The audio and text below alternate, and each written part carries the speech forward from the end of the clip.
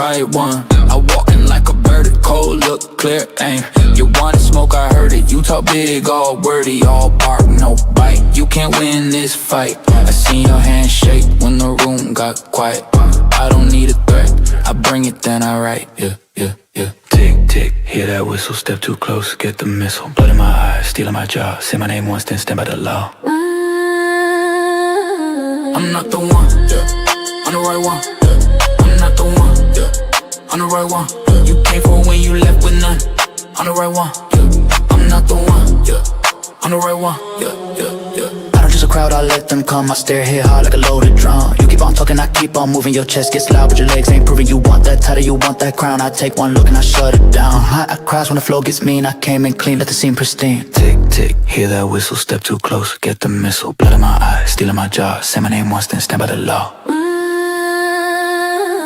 I'm not the one, yeah. I'm the right one, yeah. I'm not the one, yeah. I'm the right one, yeah. You came for when you left with none. I'm the right one, yeah. I'm not the one, yeah. I'm the right one, yeah, yeah, yeah, yeah. I don't bang. That's what this case is about. It's about the truth. Not hiding it or concealing it, but exposing the truth. Yeah. Don't let them get away with this. Do not endorse and sanction an investigation that is broken and corrupted top to bottom. That's why you stand as the guardian of justice and the protector of justice. And my question to you is, what will you do with this moment? Hey, hey, you did that, look at you go. Drop that down and now the whole room know. Big heart energy still in the show. You walk in and the whole place grows. Old school smile with a fresh new grin. Same sweet spot, let the chaos in. Cards on the table, you win again. Everybody turn when you step in. Hands up, look alive. You made the whole night rise. They've been waiting on your name. Now it burns through the frame. Let's fucking go. Let's fucking go. You did that, and everybody knows. Turn up, toast to them, move. Let's fucking go. Big heart energy still in the show. Toast to them.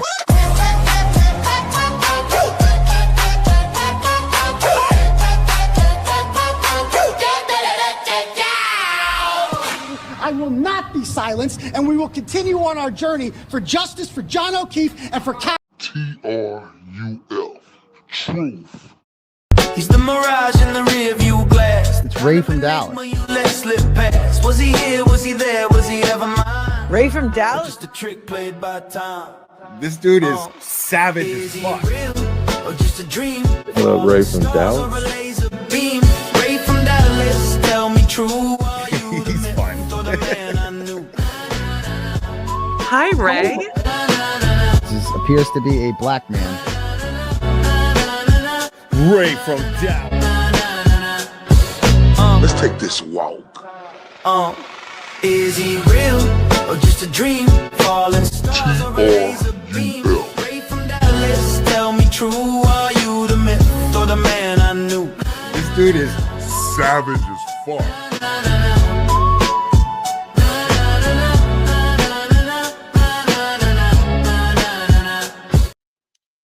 Shout out to everybody on here from that 214 to around the states to across the pond. Salute. You're now rocking with your guy, RFD, aka Ray from Dallas. And I want to say, ladies and gentlemen, welcome back. The deposition that shook my confidence in the investigation forever. Let's take this walk. Shout out to the beautiful Classic in the building, the beautiful Melanie in the building. Salute to you beautiful women and beautiful people who gonna come on here now, or shout out to the playback gang, who gonna catch this later. Just know I appreciate it. I appreciate it. All right? Now, like I stated, I said a deposition that shook my confidence in the investigation forever. Let's take this walk. How does a man get convicted when there are still so many unanswered questions?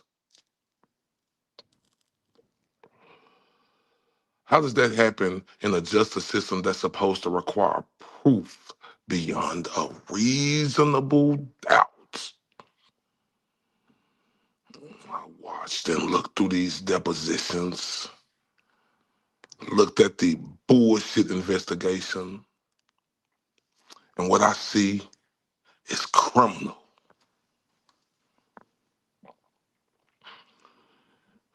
The major inconsistencies, the major missed opportunities, and the bullshit decisions that deserve the most scrutiny ever.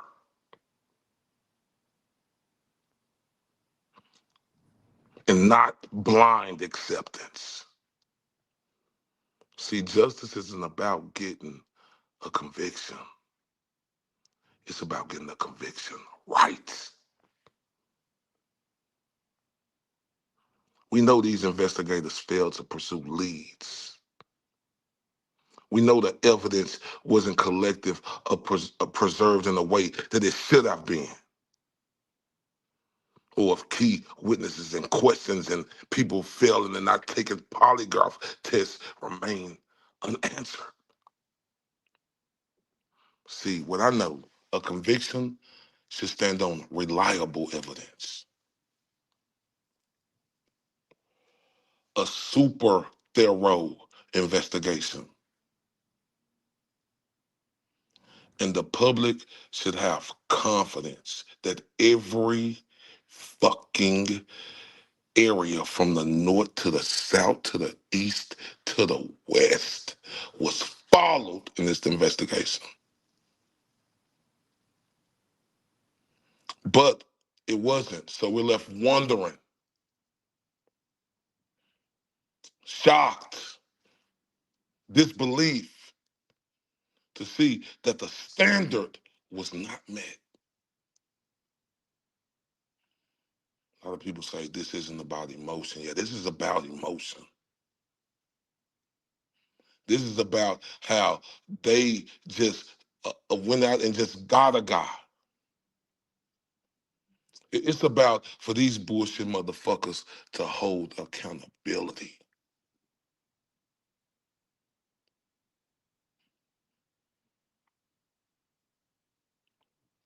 Because Richard Allen deserves the truth. Richard Allen got a bullshit process when we know he deserved a fair process. Richard Allen, a veteran in his community who had no criminal record, was railroaded. And with the bullshit verdict by them illiterate jurors, the bullshit fucking impartial and not fair by that fucking penguin looking ass judge got him 130 years in the penitentiary. So when I say the deposition that shook my confidence in investigations, that's what I was trying to say, forever. Let's take this walk. Man, shout out to Classic. Shout out to Melanie, right? Man, y'all the truth. You know, Melanie said, I hope Rick knows how many of us know he's innocent. Yeah. Man, I hope he know, and I'm pretty sure he do. Class, the beautiful Class say, I hope so too, Melanie. And that's true. We hope he know. Now, before we get started, everybody please hit that like button, share, subscribe. If you can support the channel. But let me play this beautiful music, and then we're going to get in part 2 of the deposition of the hog Liggett.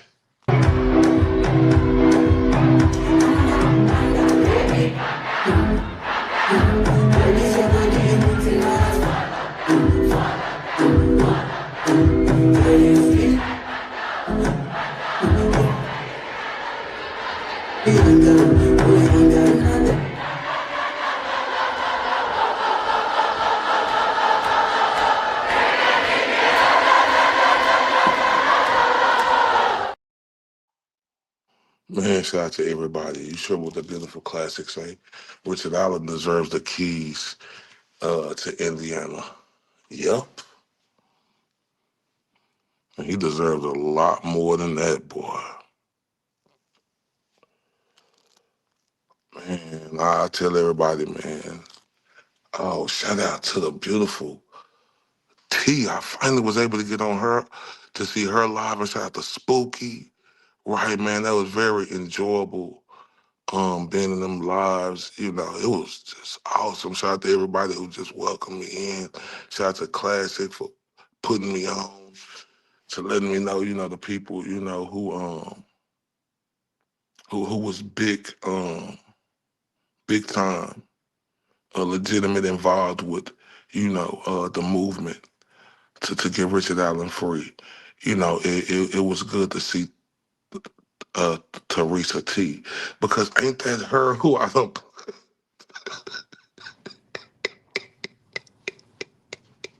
Ain't that her who I was playing? It was T and Salute, right?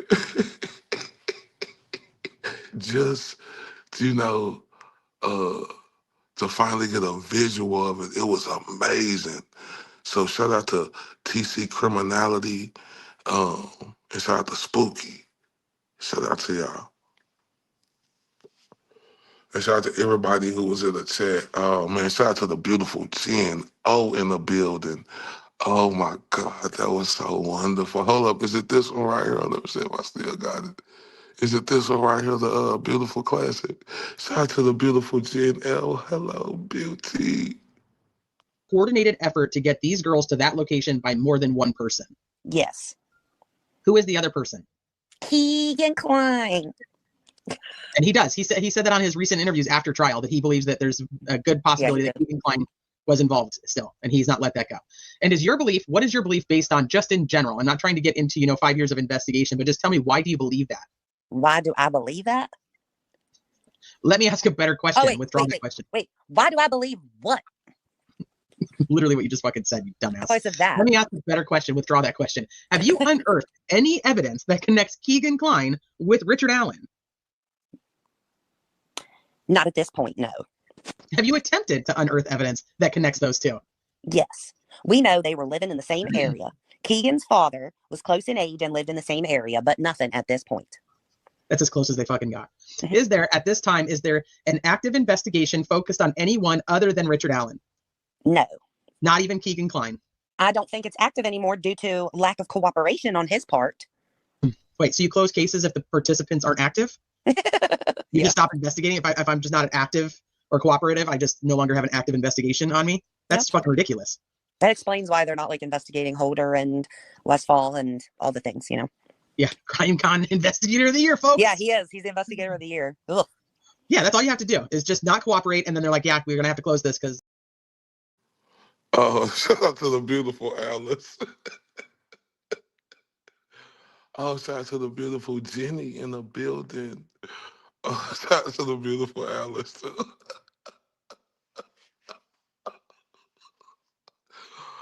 Y'all got to understand. Now, since I really know who TC is, right? Teresa. So, and I know who she is talking to. Crime Gun Investigator of the Year. Oh, she is amazing. I got to hear that again, y'all. I'm sorry. Coordinated effort to get these girls to that location by more than one person. Yes. Who is the other person? Keegan Klein. And he does. He said that on his recent interviews after trial, that he believes that there's a good possibility that Keegan Klein was involved still, and he's not let that go. And what is your belief based on, just in general? I'm not trying to get into, 5 years of investigation, but just tell me, why do you believe that? Why do I believe that? Let me ask a better question. Withdraw the question. Wait, why do I believe what? Literally what you just fucking said, you dumbass. I said that. Let me ask a better question. Withdraw that question. Have you unearthed any evidence that connects Keegan Klein with Richard Allen? Not at this point, no. Have you attempted to unearth evidence that connects those two? Yes. We know they were living in the same area. Keegan's father was close in age and lived in the same area, but nothing at this point. That's as close as they fucking got. Is there an active investigation focused on anyone other than Richard Allen? No. Not even Keegan Klein? I don't think it's active anymore due to lack of cooperation on his part. Wait, so you close cases if the participants aren't active? You just stop investigating it? So you close cases with the participants.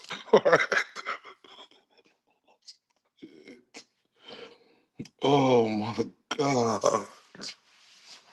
Oh, they amazing. Oh my God. They are amazing, y'all. They are amazing, and it's so good to hear, right? Because me, just coming in on this case, I know how dreadful it was, right? And even, that of I think that was Elvis Fields where they was going over, that was dreadful. But the beautiful way they put it out and made the motherfucker look stupid, and we laughing at how stupid this fucking idiot is. Oh man, that's everything. Oh, that's everything, man. Oh, I gotta turn up for them, man. Let me turn up for them.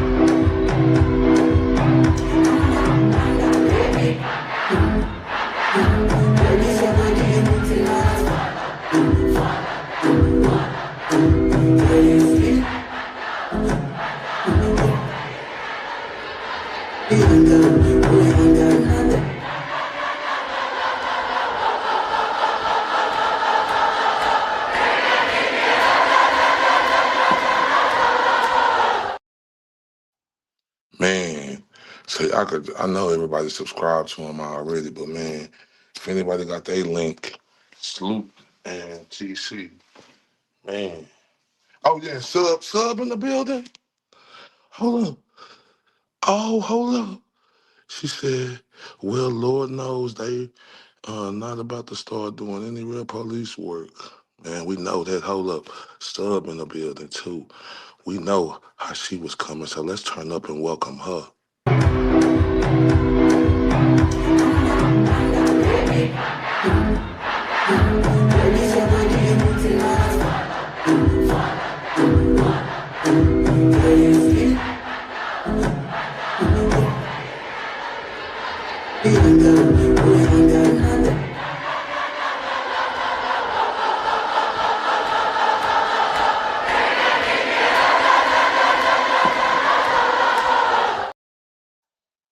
Man, salute. As you say, T is gonna go over the appeal reply or whatever it's called. Oh, I can't wait. I can't wait. I can't wait, man. I can't wait. I can't wait. I can't wait. I can't wait. Cause I'ma definitely be there, listening, observing, paying attention. Also, shout out to the beautiful Bugs and Keith. You understand me? Shout out to them too. Y'all gotta know that. Man, I got to for them too, man. Hold up.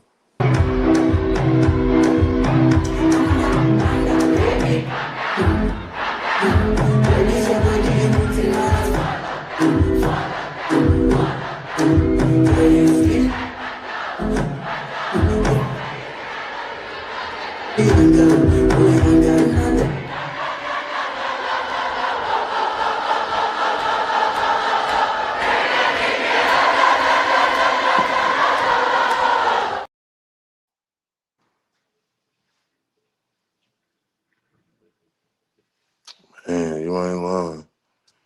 Whew. You ain't lying. Man, hold up. That's a hell of a statement right there, boy. Woo. Oh, but you know what? I think right, y'all. It could get solved. Ooh, hold up. Sharon in the building. Hello, beautiful lady. Right, like, I know it could get solved. Huh? I do.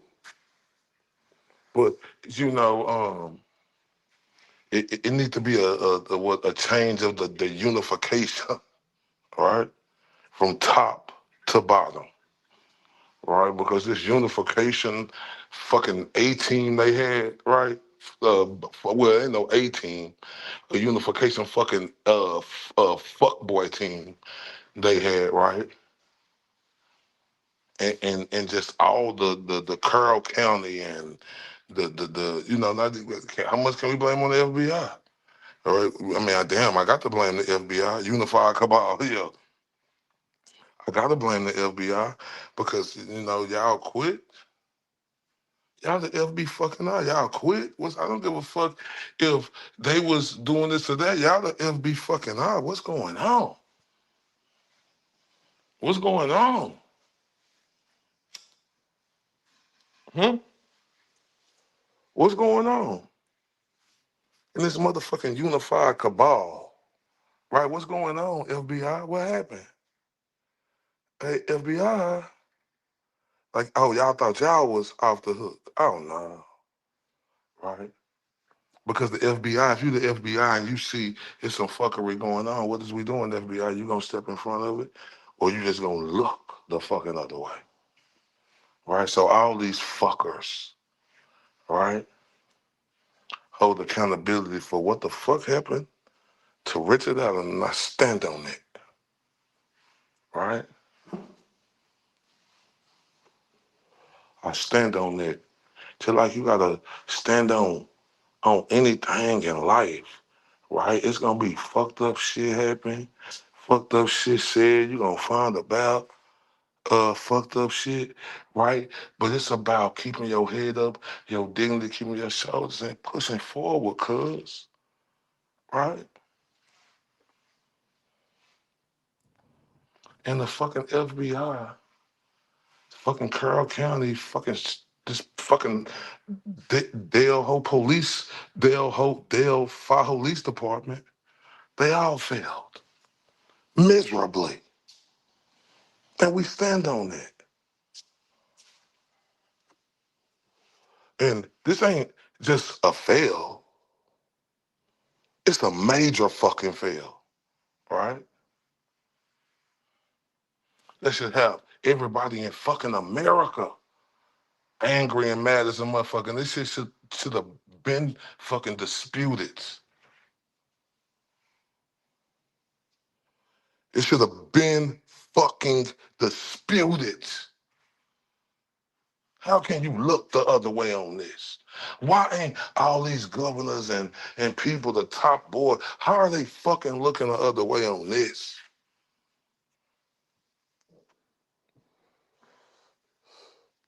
Huge fucking fail. It's the beautiful classic site. Beautiful classic, who I appreciate so much. Man, hold up. Man, when I tell y'all she the truth, like I just got to, I got to tell y'all that. People already know that, but look, I'm telling y'all my experience dealing with this beautiful woman who cares so much about this case and fighting, clawing, and doing everything she can. She put me on, and I'm indebted for that. Thank you, Classic. And like she said, huge fail.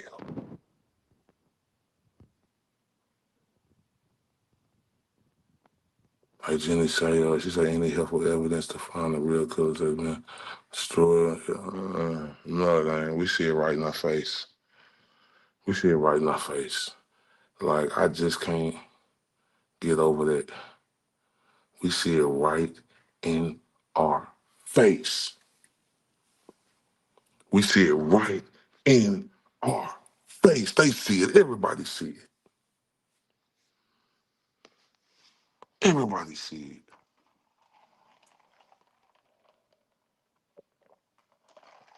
Damn, is Indiana the fucking strongest state in America or something?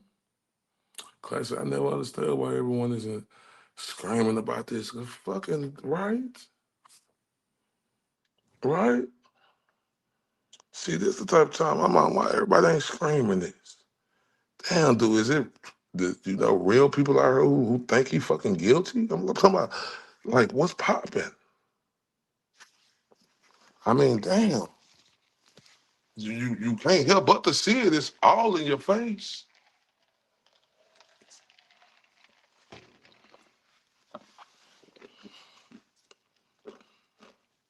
And I'm like this.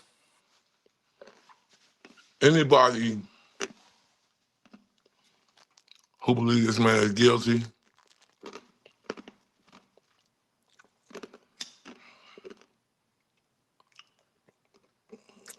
you got to explain your fucking self. Right? Because I got to hear the fucking logic. There's a person who really could say that Richard Allen is guilty when you see no fucking evidence. Right? Nothing. Not a Titi Nathaniel pointing at him. I I just want an explanation. That's it.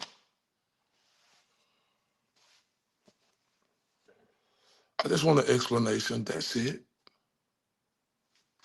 That's all. Now, I know I be talking a lot, bro, because I'm just that way, right?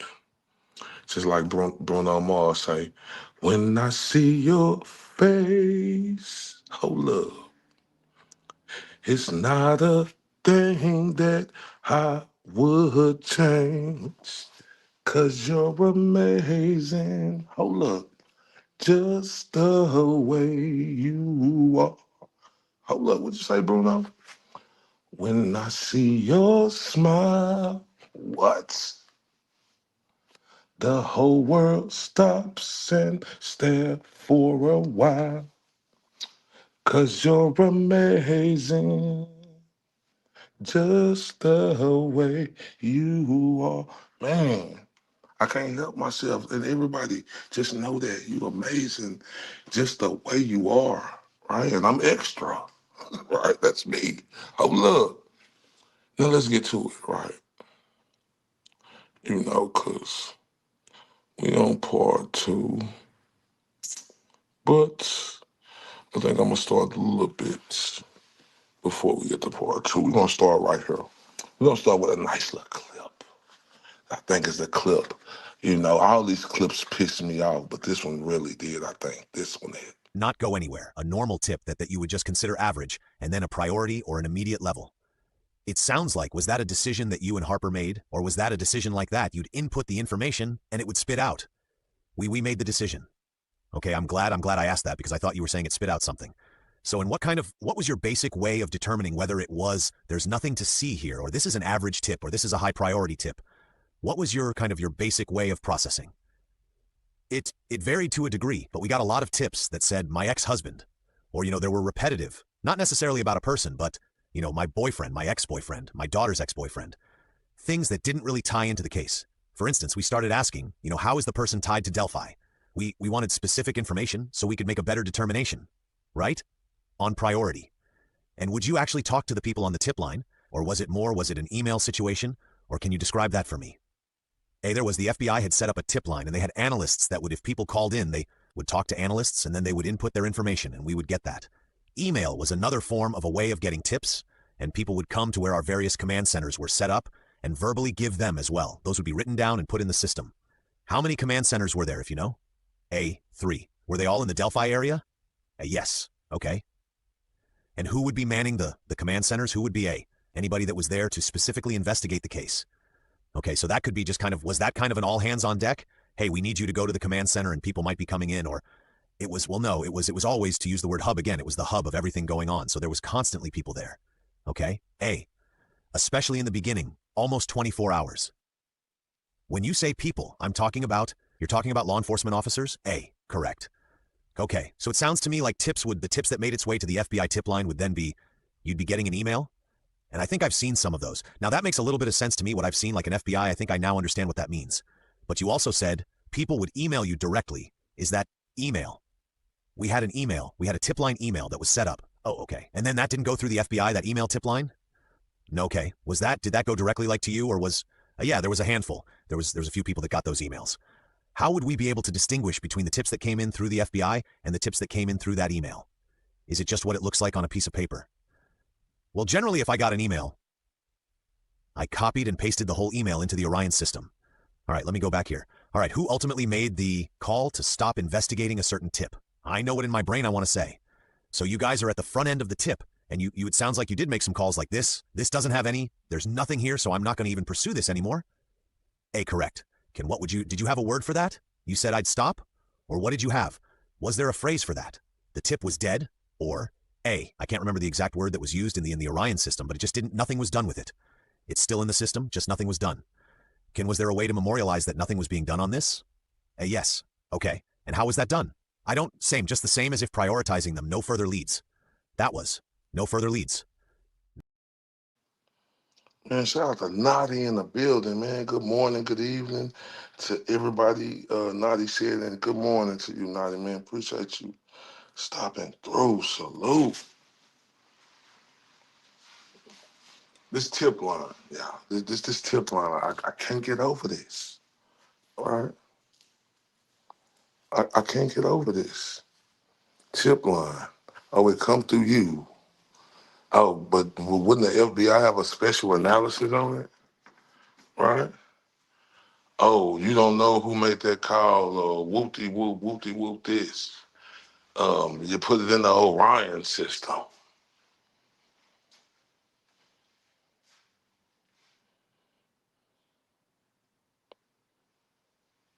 All right, Sharon, love you to death. Thank you for coming, though. Like, real talk, I appreciate it.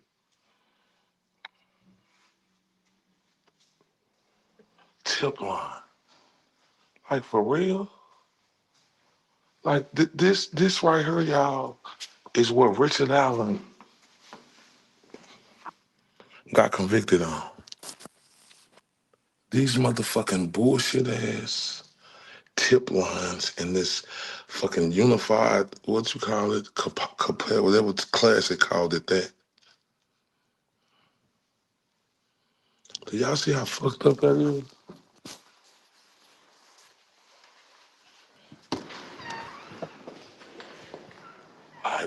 Cause I'm fucked up about it. Like, I did not know how fucked up this case was until I started covering it. But like now, I'm thinking about this fucking unified pussycat system they had, and this fucking bullshit tip line,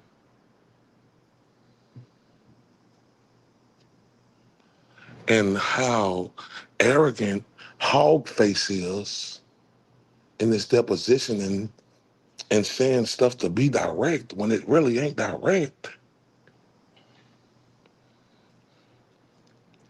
Oh man, this is wild.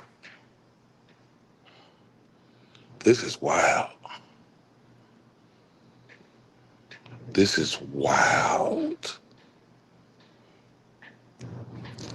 This is wild.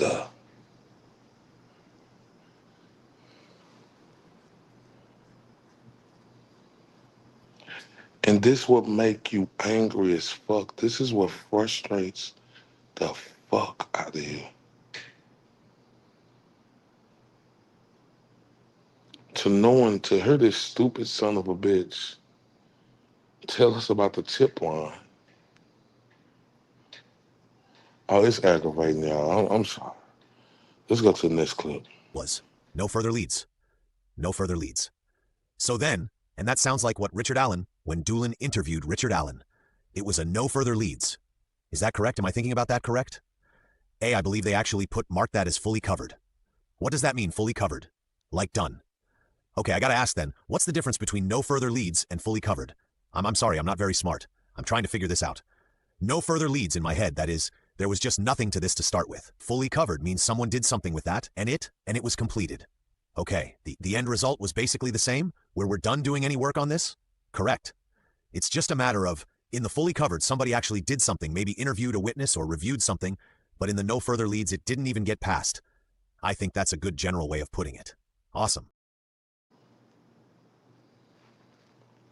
Shout out to Anna Brown. How coming in late from Kentucky, have family in the Indiana area. Richard Allen was railroaded for this case. The whole area knows, and nothing will ever be done about it. Oh, man, we going to keep fighting. And yes, you are right about he has been railroaded, and we're going to fight. We're going to fight for what's right, because he was railroaded. And everybody knows it. It just ain't no other way you could look at it. Right? No other way you could look at it. Well, see, everything in this and how it was done is bullshit.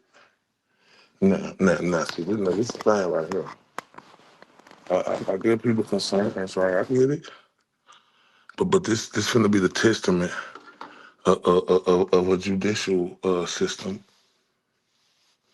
to see if going through these phases that these motherfuckers will get it right.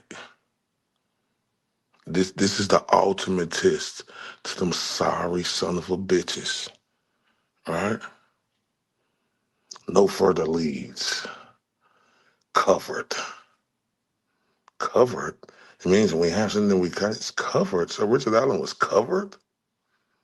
Oh, everybody else was covered? Oh, no, Richard Allen was the one who you're putting it on, but everybody else was covered. All these other fucking criminals and shit. You hog-faced piece of shit. Let's continue. RL, I know like Ron Logan obviously was a big candidate in terms of a suspect. And so I want to talk about the bigger guys.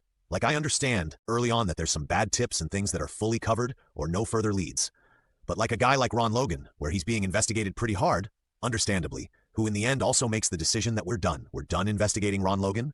A, generally, whoever the people or persons are that we're investigating that person, bring it to the unified command. And Q. Okay, so this unified command seems to be so let me ask it this way. Is it fair to say that if there is a big ticket suspect or a big ticket lead, that unified command would be in charge of saying whether to continue investigating or to stop investigating? Again, I think that's a pretty general way of putting it, but okay, yeah.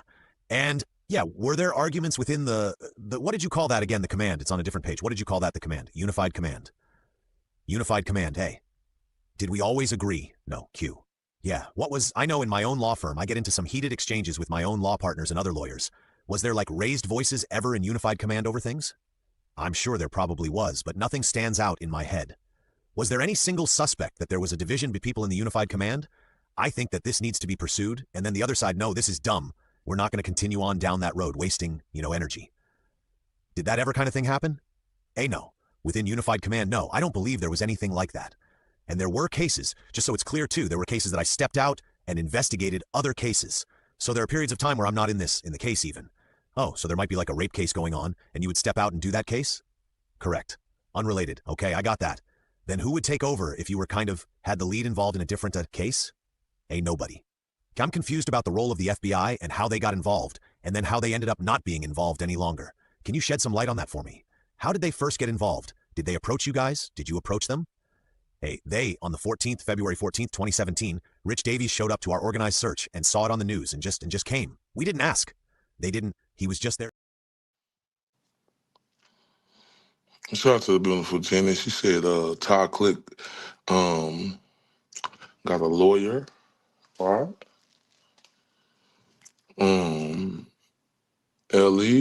Todd Click, LE got a lawyer and submitted a letter to Slick Nick saying based on his evidence, Rick most likely wasn't the guy. Click suddenly got charges and couldn't testify at trial. Oh, wow, we went over that.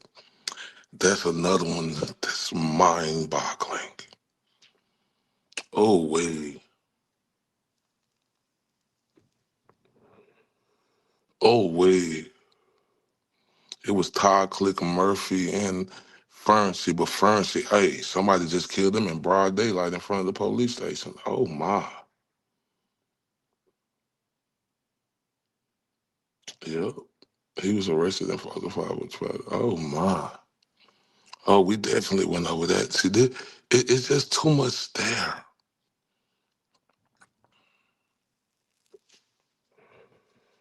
And this is what got me pissed off and a lot of people pissed off around the world. It's just too much there. Like Ron Logan. And Murphy retired immediately. Oh, my. and Ron Logan. His property.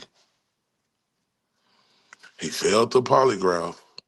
Oh, no, we didn't make him do another one because he asked for a lawyer. Oh, my. Or something they said. Or he just didn't want to cooperate. Oh, that's nasty work.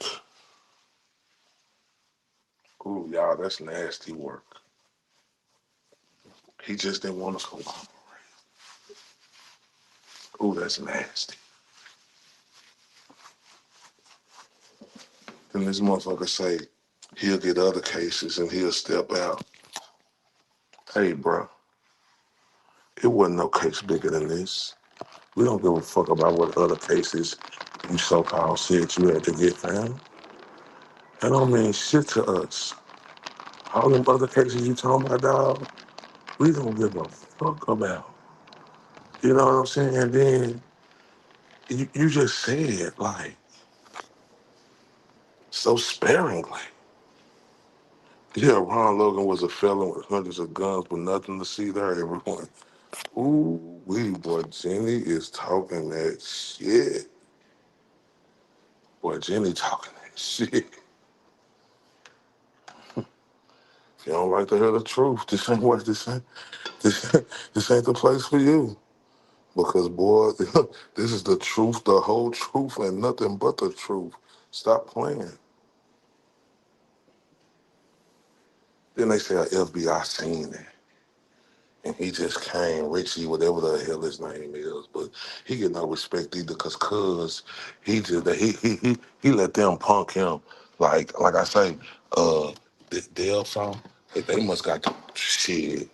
They must be, I mean, Indiana and that little small ass fucking hillbilly town, boy, they must got the strongest fucking the little city, the little small hillbilly town, and Indiana, the strongest state in the fucking world, in the United States. I'm just saying, what it look like to me, right? This is fucking blasphemy, bro. And this is what got fed. Oh my, I, I'm stuck.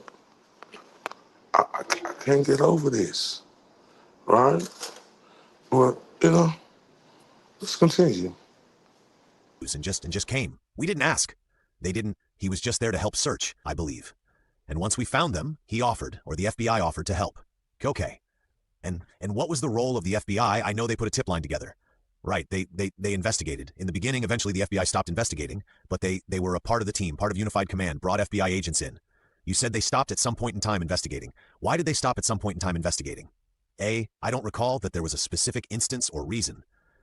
Q, in the movie The Fugitive, the FBI or the federal marshals show up and they get the local guys out. Local guys want to maintain control over the scene, and then the F, and then he kicks them out and says, hey, we're taking over. Turf war. And I just got out of a murder trial where there was some turf war. Was there a turf war going on between any of the entities? State police, FBI, local police? A, none that I'm aware of. Q, did anybody from Carroll County ask the FBI to leave? From Carroll County? Right? No. Do you know if anybody from the state police asked the FBI to get out? I don't know. Have you heard rumblings that the state police may have asked the FBI to get out? Anything's possible, but specifically no. And when you say in charge, you mean for Carroll County? Right? Okay. Well, let's say Kevin Hammond was in charge of Carroll County on this murder investigation up until the time he left.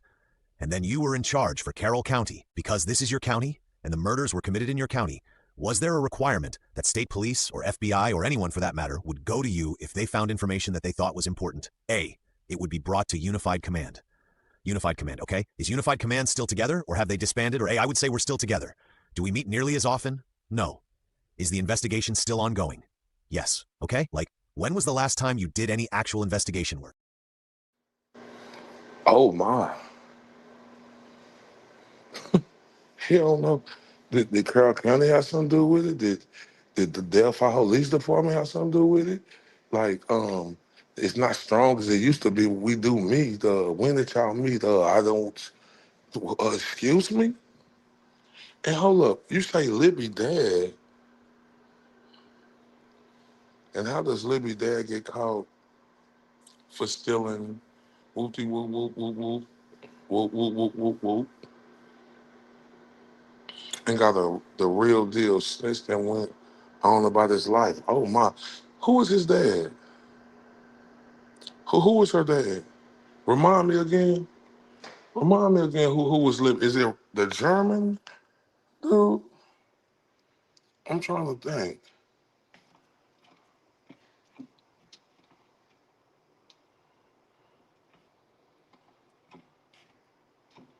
I'm trying to see who it was.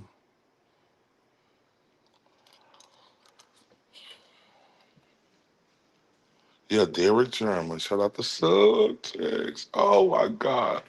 See, y'all see that? Man, that's where I get excited, right? Because now it started coming to my mind, right? Like, okay, so the Derek German, you know, the little smut face motherfucker who went on Dr. Phil, right? Who went on Dr. Phil, right? So he got caught with all that. So what was his charges? So he stole it from the meat packing plant. Yeah. Oh my God. But owed hundreds of thousands to his Met suppliers and liquidated steel. Oh my God. Oh wow. Oh wow. Now see. Now people like I know it's real sensitive, right? And like I say, I'm sensitive to the family. I really am. But man, I don't understand the moves they made in that family, and now this I'm hearing. Oh man, I don't know. Look, I don't want to be insensitive. I really don't. I really don't want to be insensitive. But this is diabolical. Like, I mean, am I reaching y'all? Do anybody else have questions about this family and the way they handled this, right? Because I do. No DNA test when they know, that stuff was found on them and hers and all this stuff. No DNA test. Who was that? Holder's son was walking through that, like, and they like, oh man, say classic is coming to me, right? Like I'm just saying, like I said, is that German who they talking about? Because shout out to the beautiful Jenny. She put this up right here. How does Libby dad get caught for stealing for Angela? And I say, okay. And I'm thinking to myself, Libby's dad. I said, who is that? I said, is that German dude? And they told me, yeah. So that was that motherfucker who was on Dr. Phil. Ooh wee. And like I say, it's just that. Mm-mm. That family questionable, man. Like I was, they questionable and there's some questionable tactics that was made by their family. Like, do y'all curl?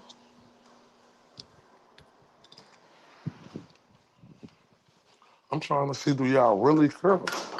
Oh fuck, my bad, y'all.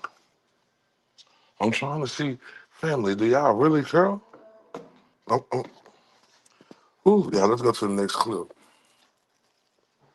We'll get back to that. When was the last time you did any actual investigation work?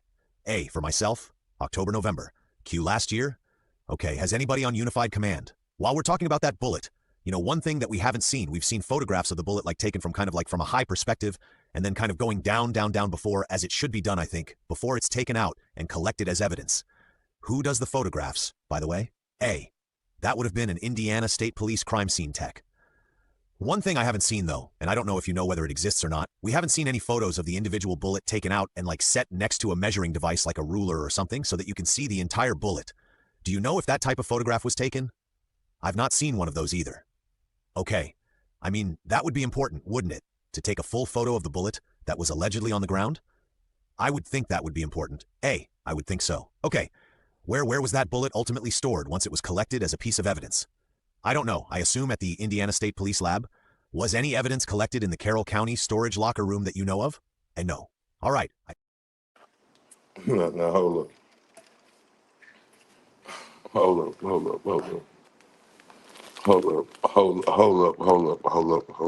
up. Y'all telling me Derek German sentence went from, hold up, beautiful class A, he got his sentence reduced from 20 years to 1 day time served?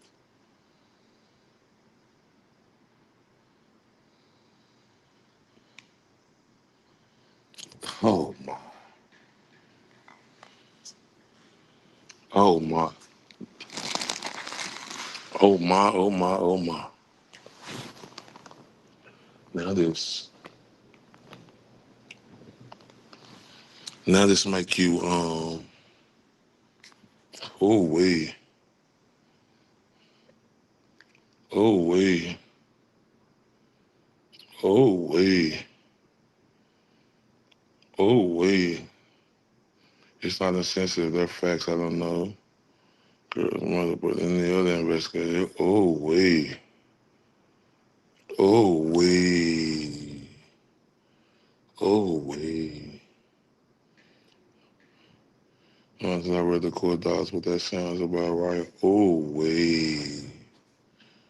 Oh wait. He still has certain proceedings going on as like, oh wait. The crime scene itself and the victims being innocent girls that you should have been looked into was, man. And then when they said it came from the washing machine, the semen.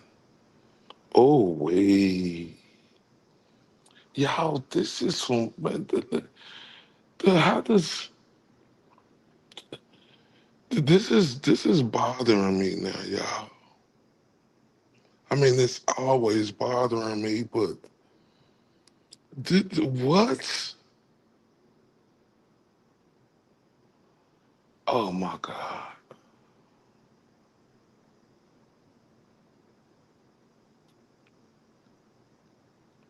This, excuse me?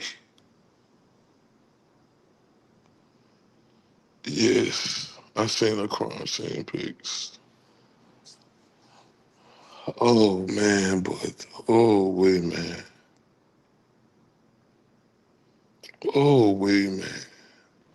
Classic. It's a disgrace, classic. Oh, this is bad. And then y'all listen. I look at them families on Dr. Phil and these other interviews, the way they talking, and I just don't. I'm like, why they talking like that? Am I reaching? I'm not trying to be insensitive. Y'all tell me if I'm reaching. Yeah, the washer BS. Tell me if I'm reaching, y'all. Because they said the semen came from the washer, y'all. The washer in who house? How the fuck are you fucking, man? Without to use no fucking laundry detergent. Oh, wait. Am I reaching, y'all? Tell me I'm trying not to be insensitive when I say, like the way that family was, doing them interviews and acting. Yeah, that crime scene was someone trying to send a message. Yeah, exactly. Not Richard Allen. Oh, wait, but I forgot this last clip. Let me play this again. When was the last time you did any actual investigation work? A, for myself, October, November. Q, last year? Okay, has anybody on Unified Command? While we're talking about that bullet, you know, one thing that we haven't seen, we've seen photographs of the bullet like taken from kind of like from a high perspective and then kind of going down, down, down before, as it should be done, I think, before it's taken out and collected as evidence. Who does the photographs, by the way? A, that would have been an Indiana State Police crime scene tech. One thing I haven't seen though, and I don't know if you know whether it exists or not, we haven't seen any photos of the individual bullet taken out and like set next to a measuring device like a ruler or something so that you can see the entire bullet. Do you know if that type of photograph was taken? I've not seen one of those either. Okay, I mean, that would be important, wouldn't it? To take a full photo of the bullet that was allegedly on the ground? I would think that would be important. A, I would think so. Okay, where was that bullet ultimately stored once it was collected as a piece of evidence? I don't know. I assume at the Indiana State Police lab. Was any evidence collected in the Carroll County storage locker room that you know of? And no. All right. Yeah, before I get to that clip, and water and spin cycles too, exactly, Jenny. But oh, it comes from the washer. Okay.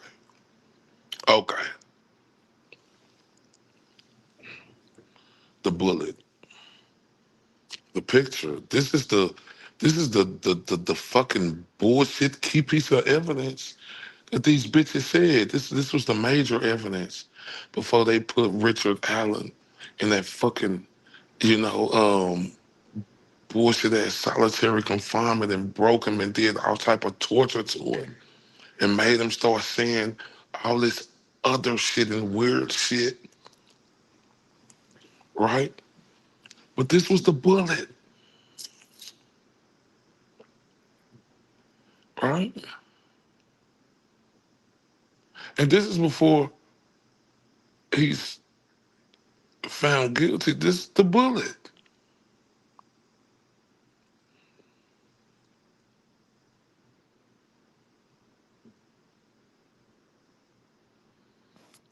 Derek German is listed as it's the website snitch rocker. Yeah, he's a man. It's 20 years to 1 day. That's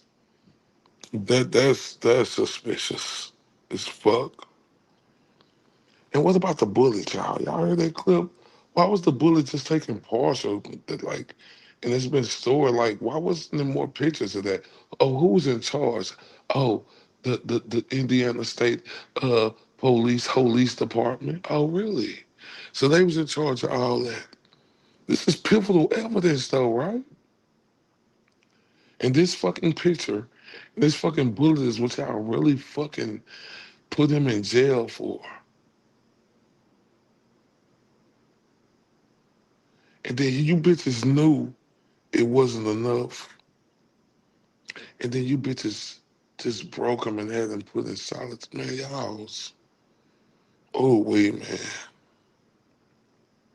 This mind-boggling, y'all. Let's continue. Right. I do want to talk about the crime scene. I mean, I've seen the photographs. Okay, the crime scene itself, when the girls were found. I'm confused about how they were found. I know it was around noon on the 14th, but how did that all go down? Like, who found them? And then how quickly did the police come on the scene and all that kind of thing? A, there was a search party found them. There's a driveway on the opposite side of the creek that goes back to the Weber residence. Someone up on that driveway looking down towards the creek thought he saw clothing, so he directed another search party. He knew someone on the other side of the creek or something. He called them and said, hey, I think I might see clothes. I don't remember the exact conversation, and he directed them there and they found the bodies. Kuhn, what were the names of those people in that search party, if you know? I would have to review That's another one of those things. Can you write that down? I really need to figure out who those people are. And again, it might be in one of those hard drives, but I can't figure that out. Did you ever talk to the people that were a part of the original search party that came upon the scene? A, that came upon the girls? Yes. When I got out there the day they found them, there was a lady crying up by the cemetery, and I just asked her if she was all right. But I don't believe I had any involvement with talking to any of those people. Now in my mind, I'm trying to think about how this works. So they're there, I'm sure they called the police do show up, and I want to talk more in detail about that, but then I would presume they'd say, you guys need to leave, and almost, you guys need to be quiet about this, we can't be talking about that. I would presume that might be a part of the conversation. A, off on they? I didn't talk to them. Okay, I don't know what was said. Q. To the best of your knowledge, who showed up first from law enforcement? A. Two guys from my department, Darren Giancola and Drew Yoder, I believe were the first two law enforcement officers. Darren Giancola and Drew Yoder? I'm sure that there would be a, could you spell that if you know? A Darren is D-A-R-O-N, Giancola is G-I-A-N-C-O-L-A. And who was the other fella? A Drew Yoder. It's D-R-U-Y-O-D-er. Okay, are they still with your department? Yes. All right, and how did you know that they were the first to arrive? They told me. I was shortly behind them. Okay, so were you the third person from law enforcement on the scene? I don't know that I was the third one, but there was a few of us that got there about the same time. Okay, what about Holman? Did he show up? I assume? At some point, I don't know when, but yeah, he was there. I know, and I don't know that I've seen it, but I know that on big crime scenes, there's usually a crime scene log? Crime scene log. Was there a crime scene log in this case? Yes. And who would have been in charge of the crime scene log, if you know? A. I remember there was a state police officer doing the crime scene log. Are they the ones that put the crime scene log together, do you think? Yes. Okay, figure that out. I've seen the photographs. What did you guys think about what was going on there? What did you think the case was when you came upon the crime scene? There's these sticks. Sticks are on these girls and that kind of thing. Did you have any thoughts on that? Like what that was? Or did anybody? A, what? What was? Well, I've seen photographs. There's like this F painted onto a tree. I don't know if that's related. There's sticks that are on these girls, which is kind of weird. What was the investigation angle on those sticks on the girls and the F or whatever it was painted on the tree? Those, for starters, the sticks and whatever leaves and stuff could have been concealment. A poor job of it, but could have been concealment. Okay. Sticks. There were some investigators that looked into various groups that use the sticks for Nordic. I don't think Nordic is the right word for it, but that looked into it from that angle too.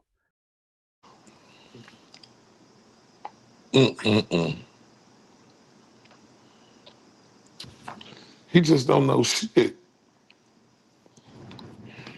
He don't know a motherfucking thing. He don't know shit.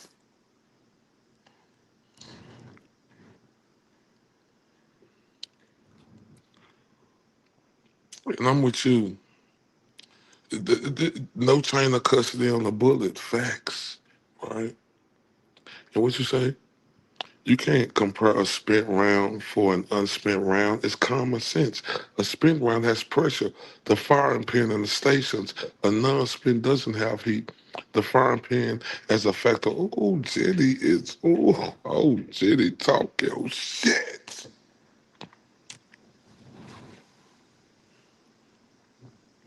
Yeah, that's just hard to get over, ain't it? This fucking bullet.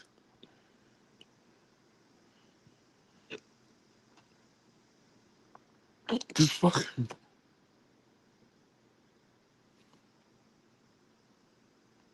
And what Jeannie just said, Alice said, like, I don't know what's worse, them being stupid or willfully ignorant, both horrifying. Man, ain't that the... Oh, wait, man.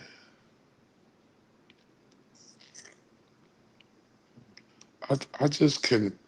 I can't get over this bullet, man.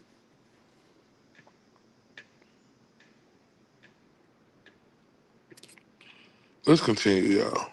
How quickly was that angle looked into, with the sticks being something Nordic related? And again, Nordic may not be the proper term. I'm not using it, but I think it was fairly quickly that was looked into. Like the same day or the next day after the girls were found. A, I don't know. I don't know an exact time of when it Q, and that's fine, but it was very quick. It was quick.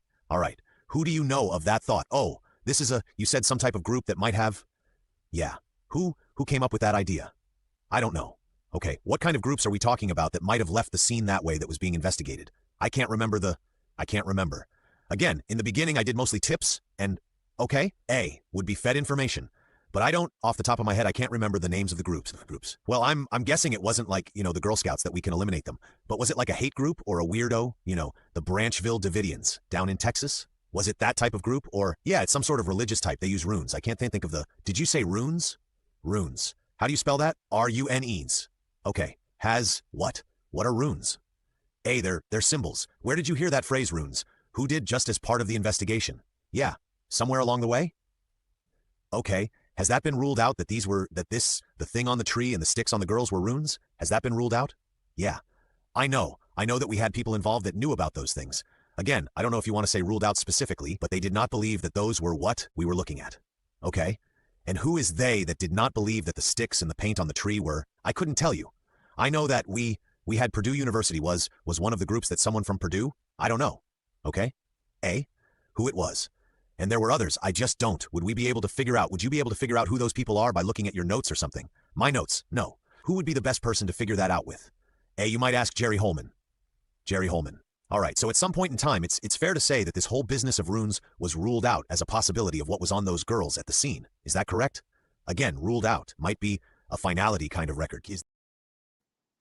Nah, bitch. It ain't no finality kind of record. You ruled it fucking out. The runes, important. The F on the tree. The odonism, right? And he acting like he don't know who these groups is. You know that Baldwin is talking about. That's what's sick.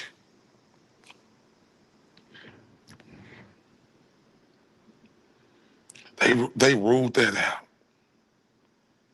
Damn.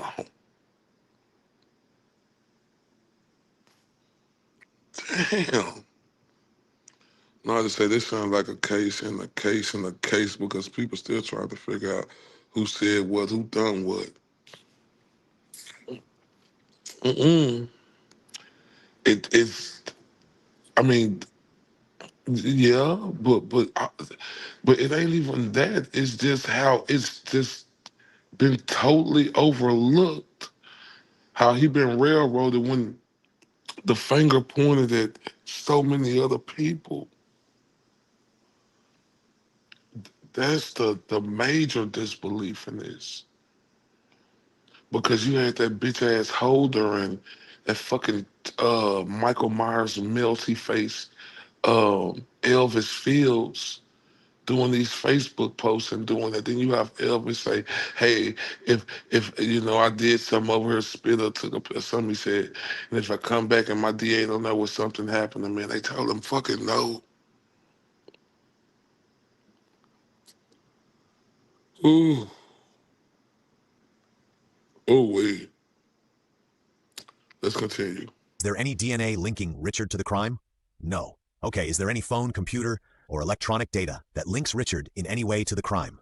A, I don't know what all's been done with that stuff, so I don't know. Have you heard of anything that links Richard to the crime through his phone, computers, or electronics? Nothing that I recall. Okay. And because you said this business that there was maybe, at least it was theorized for a period of time, that there was a group that you can't remember the name of, a religious group. I think that you said that might have been involved, or at least that was a theory at some point in time.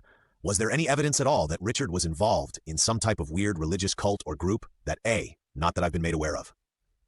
Cue the timeline of, okay, here's a thing. Time of death. Has that ever been established, or at least a range of time that the girls were murdered? Has that ever been established? I can't find anything. A, I would have to review reports and autopsies and stuff. Q, I'm not the smartest guy, but I didn't see it, but it might be on there that I didn't notice. But I would think that would be kind of a big deal to know when the girls died, right? Is that right? So yes? Yes, you finally screwed up. So in Central Command, am I unified? Unified. I keep calling it Central. Did anybody in Unified Command ever try to determine from the autopsy or from anything what the time of death was that you know of? Yeah, I believe that. I believe they tried. I don't know that we actually got it. Well, one thing, we've talked to some doctors and stuff. I mean, that are friends, nothing. No experts that are going to be testifying or anything. But they said it would be important to know the temperature. The core temperature of the bodies at the time that they were found or close in time to the time that the girls were found. Do you know if there was any core body temperatures taken or any body temperatures taken ever? A, I don't know. Q, who would be the best person to ask that question? A, CSI coroner. The state police CSI people? Yeah, okay, do you know the name of the particular person? Like, would Holman be good to ask? I believe at the time he might be a person to ask. He might be, okay. Able to tell you a better person, but Brian Olehi, I believe, was kind of the CSI. Brian Ole, I believe, was kind of the, okay, a lead CSI. OLAHI, I don't. Your guess is as good as mine. I don't. Brian Olehi, okay? Olehi, he's no longer with the state police. I think Indiana Gaming Commission. I have not seen that name anywhere. Okay, so he might be a guy to ask. Holman might be a guy to ask about. Again, time of death. All right? I have read the autopsy report. I think I remember that you were there. Is that right? Correct? Who else was in the room? A Kevin Hammond, Brian Olehi, another state police CSI from that area, and the pathologist, and I think one of his helpers, were. And I hate to even have to talk about this, but were the bodies like next to each other, or were they in two different rooms, if you remember? Hey, they got them out separate. They were in 2 separate bags. Okay, I don't think they were in the same room at the same time. And did you stay in for both of the autopsies? Yes. So was there a break-in between the 2 autopsies? I believe there was. Okay. And how long does an autopsy take? Like roughly? Was it like... Classic say they didn't even bother with a time of death, for fuck's sakes. Like, listening to this ignorant, stupid, illiterate motherfucker just sprawl out the hog shit that he is, right? Say, I'm not sure, I'm not that, they will be responsible. How the fuck do you don't know, you piece of shit?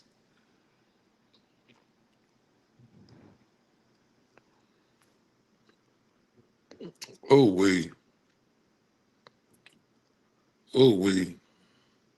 Man, we're going to take a quick little break. Everybody, please, like, Cheryl. Man, let's push this out there. I'll be right back.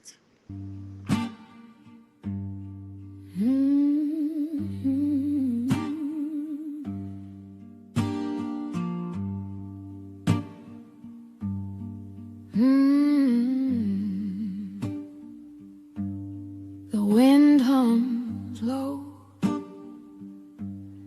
a hollow refrain through cracked window panes.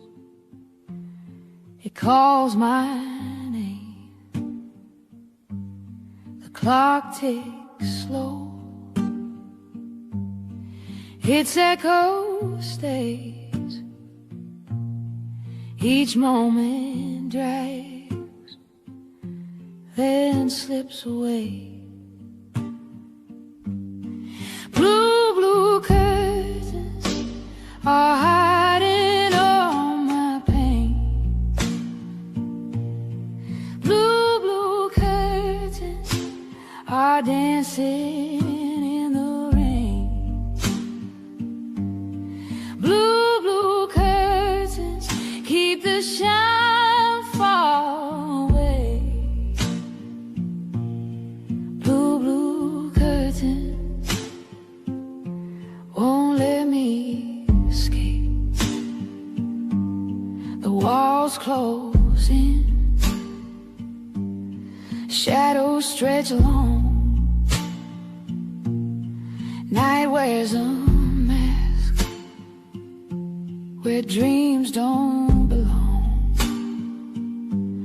A bird once sang, now silent it lies.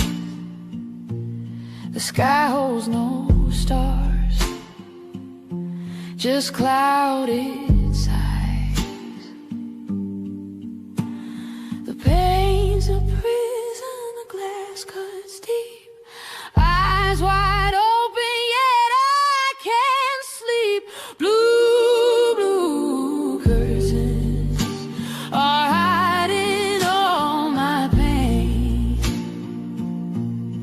Blue, blue curtains are dancing in the rain. Blue, blue curtains keep the shine far away. Blue, blue curtains won't let me. Man, shout out to Shane in the building. Salute, big dog. Salute. Oh, man, that's the beautiful, pretty, kooky, blue curtains. The talented, amazing, pretty, kooky. If you ain't subscribed to her, please do. Oh, my. I'm reading that song. Listening to this fuckery, you know. Oh, wait. Let's get back to it. Be a couple of hours, 2, 3 hours. Is there video? In some cases that I've had, there's video of the autopsy. Is there video in this case? Not to my knowledge. Okay, had you ever met this doctor before? I had not. The pathologist? Okay, I don't have it with me, but the way that they phrased whether there was, it was kind of weirdly worded for me as a lay person about whether either one of them was pregnant. It didn't seem to be definitive. It was more, I mean, I think it was, but it caused me a little bit of pause. Was there any evidence as the autopsy was going on? Did the pathologist say either one of the girls was pregnant? No, not that I'm aware of. Okay, was there any evidence that either of the girls had been pregnant? No, not. Not that was brought to my knowledge. Not to my knowledge, no. Okay. All right, have you ever heard of a guy named Wayne Shepherd? Doesn't ring a bell. Okay, now I'm going to move on to kind of this. I think we had sent Nick this. It's like 7 questions. And I'm going to just kind of tick off different, where are they? Different people. Let me see if it's in here. Where is that list of people? Do you have that?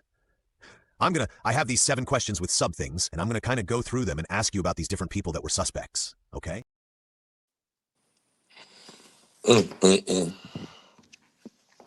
Total fail. Time of death, where is that at? Like, this right here is devastating to know the crappy fucking job they did in this investigation. Oh, wait. Let's continue. Right, have you ever heard of a guy named Wayne Shepherd? Doesn't ring a bell. Okay, now I'm going to move on to kind of this. I think we had sent Nick this. It's like 7 questions. And I'm going to just kind of tick off different, where are they? Different people. Let me see if it's in here. Where is that? Now, I'm not going to lie. Y'all, now, I'm sorry. Boy, Baldwin. Whew. I love this part. I'm sorry. Like, this dude is fantastic. Right, have you ever heard of a guy named Wayne Shepherd? Doesn't ring a bell. Okay, now I'm going to move on to kind of this. I think we had sent Nick this. It's like 7 questions. And I'm going to just kind of tick off different, where are they? Different people. Let me see if it's in here. Where is that list of people?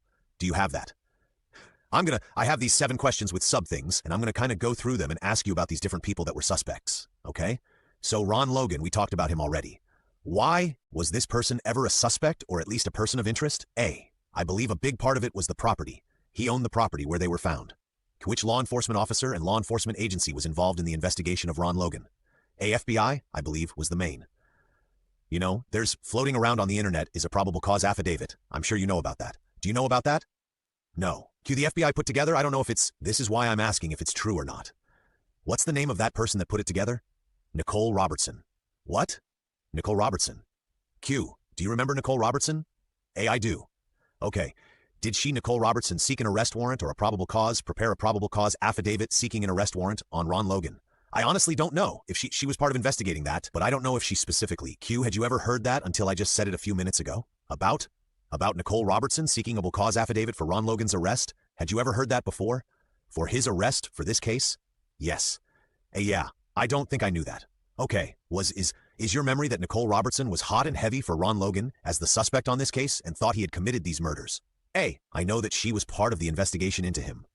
It's like a riddle for me trying to figure out how to get whether I'm able to talk to FBI agents or not, but do you know where she's at right now? I have no idea. Okay, all right, we're still talking about Ron Logan. I'm on question 3, which is generally what investigation was performed in these subparts. Was Ron Logan interviewed? A yes. And who interviewed him if you know? I don't know. Q, did you interview him? No. Okay, do you know if it was videotaped? I assume. Okay, there's this business about his alibi was a little goofy. Do you know what I'm talking about, Ron Logan's alibi? A relative in a fish store or something. Something about where he told a nephew or somebody, I think it was a nephew, tell the police that I was at a certain place. Does that ring a bell at all? Something along those lines, yeah. Okay, that could be a kind of a neon sign of, oh, this guy might have been trying to hide his whereabouts at the time these girls were abducted. Why did that alibi, kind of his nephew, if that's accurate, trying to encourage his nephew to change the whereabouts of Ron Logan, why did that not hold any water in terms of the investigation? Could you ask that one more time? That was really one of those. That was like possibly the worst question of the day. So was there any, let me ask it this way, were there any issues that you know of regarding with Ron Logan's alibi, that it didn't stand up, or that there was a question about Ron Logan's alibi about where he was on February 13th? A, I would need to review reports, other people's reports for accuracy, but yes, there was something with a relative and he wanted him to say that he was with them because his license. If you're asking me why I think he wanted to say that, his license was suspended and he was looking at jail time, possibly if he was caught driving. Something along those lines. And you know, there's also this talk about what you said earlier that he was up, I think it was in Lafayette, but maybe not Lafayette, but at some exotic fish store or at a pet store, and he got some absurd amount of product from there. Almost as if to say, hey world, I'm here, and I'm not anywhere else killing girls or anything like that. That's out there. Did anybody check out that alibi to see if Ron Logan had actually gone to this pet store or exotic animal store? Yes, I believe they did.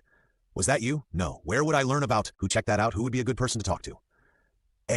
I think Nicole Robertson. Okay.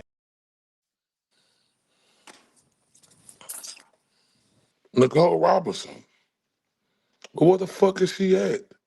Hog face?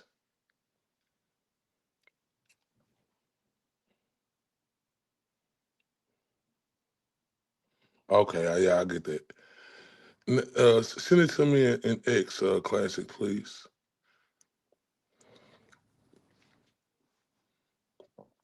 Where the fuck is Nicole Robertson? He said he had no idea. I'm confused. Nicole Robertson felt some type of way about Ron Logan, and now she is just nowhere to be found. Oh, just like the Purdue professor until the Frank motion was dropped, huh?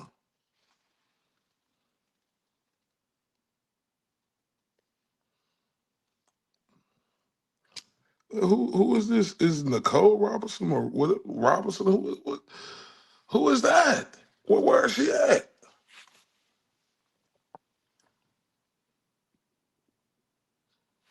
Oh, she didn't seem like she. Oh, okay. But and they don't know where she at though. Oh my God. Oh my God. Okay, so let me hear that one more time. I'm sorry, y'all. Right, have you ever heard of a guy named Wayne Shepard? Doesn't ring a bell.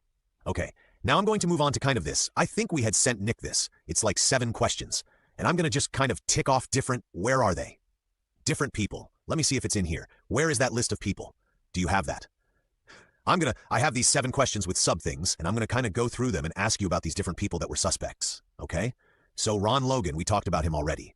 Why was this person ever a suspect, or at least a person of interest? A, I believe a big part of it was the property. He owned the property where they were found. Which law enforcement officer and law enforcement agency was involved in the investigation of Ron Logan? A, FBI, I believe, was the main. You know, there's floating around on the internet is a probable cause affidavit. I'm sure you know about that. Do you know about that? No. Q, the FBI put together? I don't know if it's, this is why I'm asking if it's true or not. What's the name of that person that put it together? Nicole Robertson. What? Nicole Robertson. Q, do you remember Nicole Robertson? A, I do. Okay. Did she, Nicole Robertson, seek an arrest warrant or a probable cause, prepare a probable cause affidavit seeking an arrest warrant on Ron Logan? I honestly don't know if she was part of investigating that, but I don't know if she specifically. Q, had you ever heard that until I just said it a few minutes ago? About Nicole Robertson seeking a cause affidavit for Ron Logan's arrest? Had you ever heard that before? For his arrest for this case? Yes.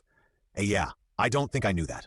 Okay, is your memory that Nicole Robertson was hot and heavy for Ron Logan as the suspect on this case and thought he had committed these murders?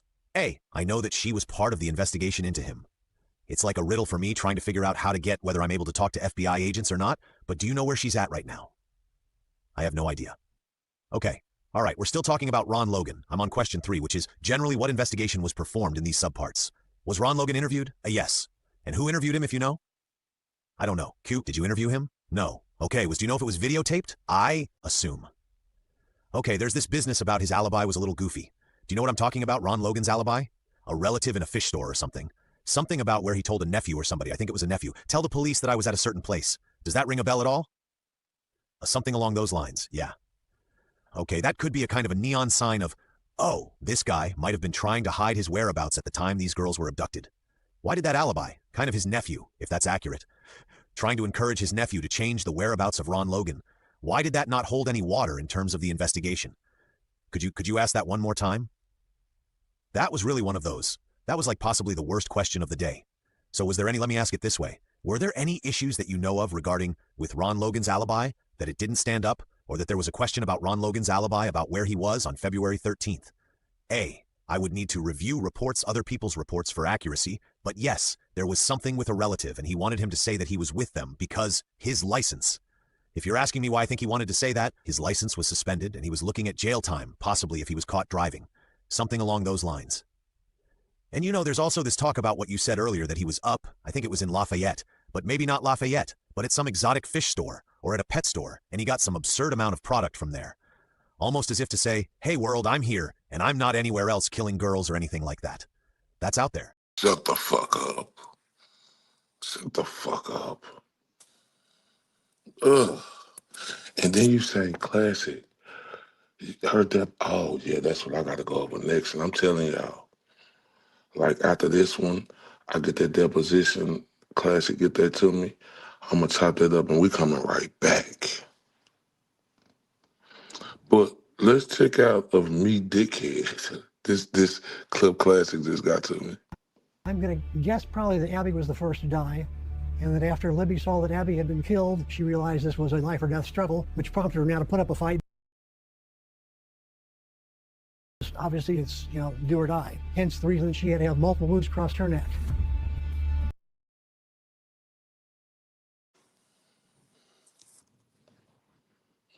What the fuck? Oh my God. Let's look at that again. I'm going to guess probably that Abby was the first to die, and that after Libby saw that Abby had been killed, she realized this was a life or death struggle, which prompted her now to put up a fight. Obviously, it's, do or die. Hence the reason that she had to have multiple wounds across her neck.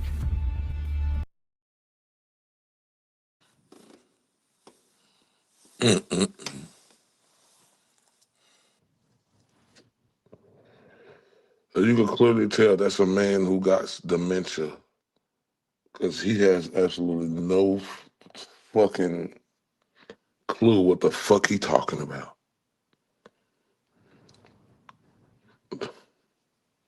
Oh my God. Classic say such B as Derek German didn't have a license.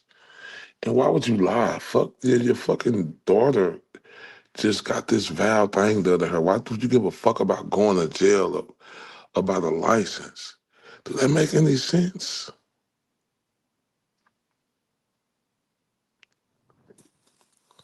The girls being found on his property triggers extended circumstances where Ron, being a felon, police could have entered his property without a warrant. Facts. And I think I seen you say something else. You say, but Ron wasn't searched for a month. God damn. Oh, wait. Oh, wait. A month? On his property? A month? God.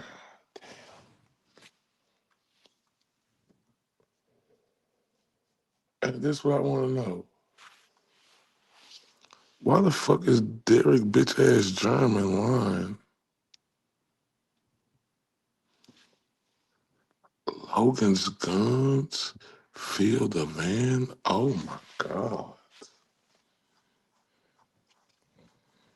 Hold up. He had guns in his house? He a felon?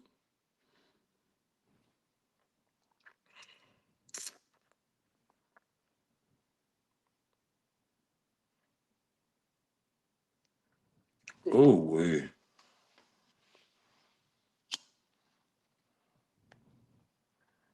Oh, wait. Oh my God.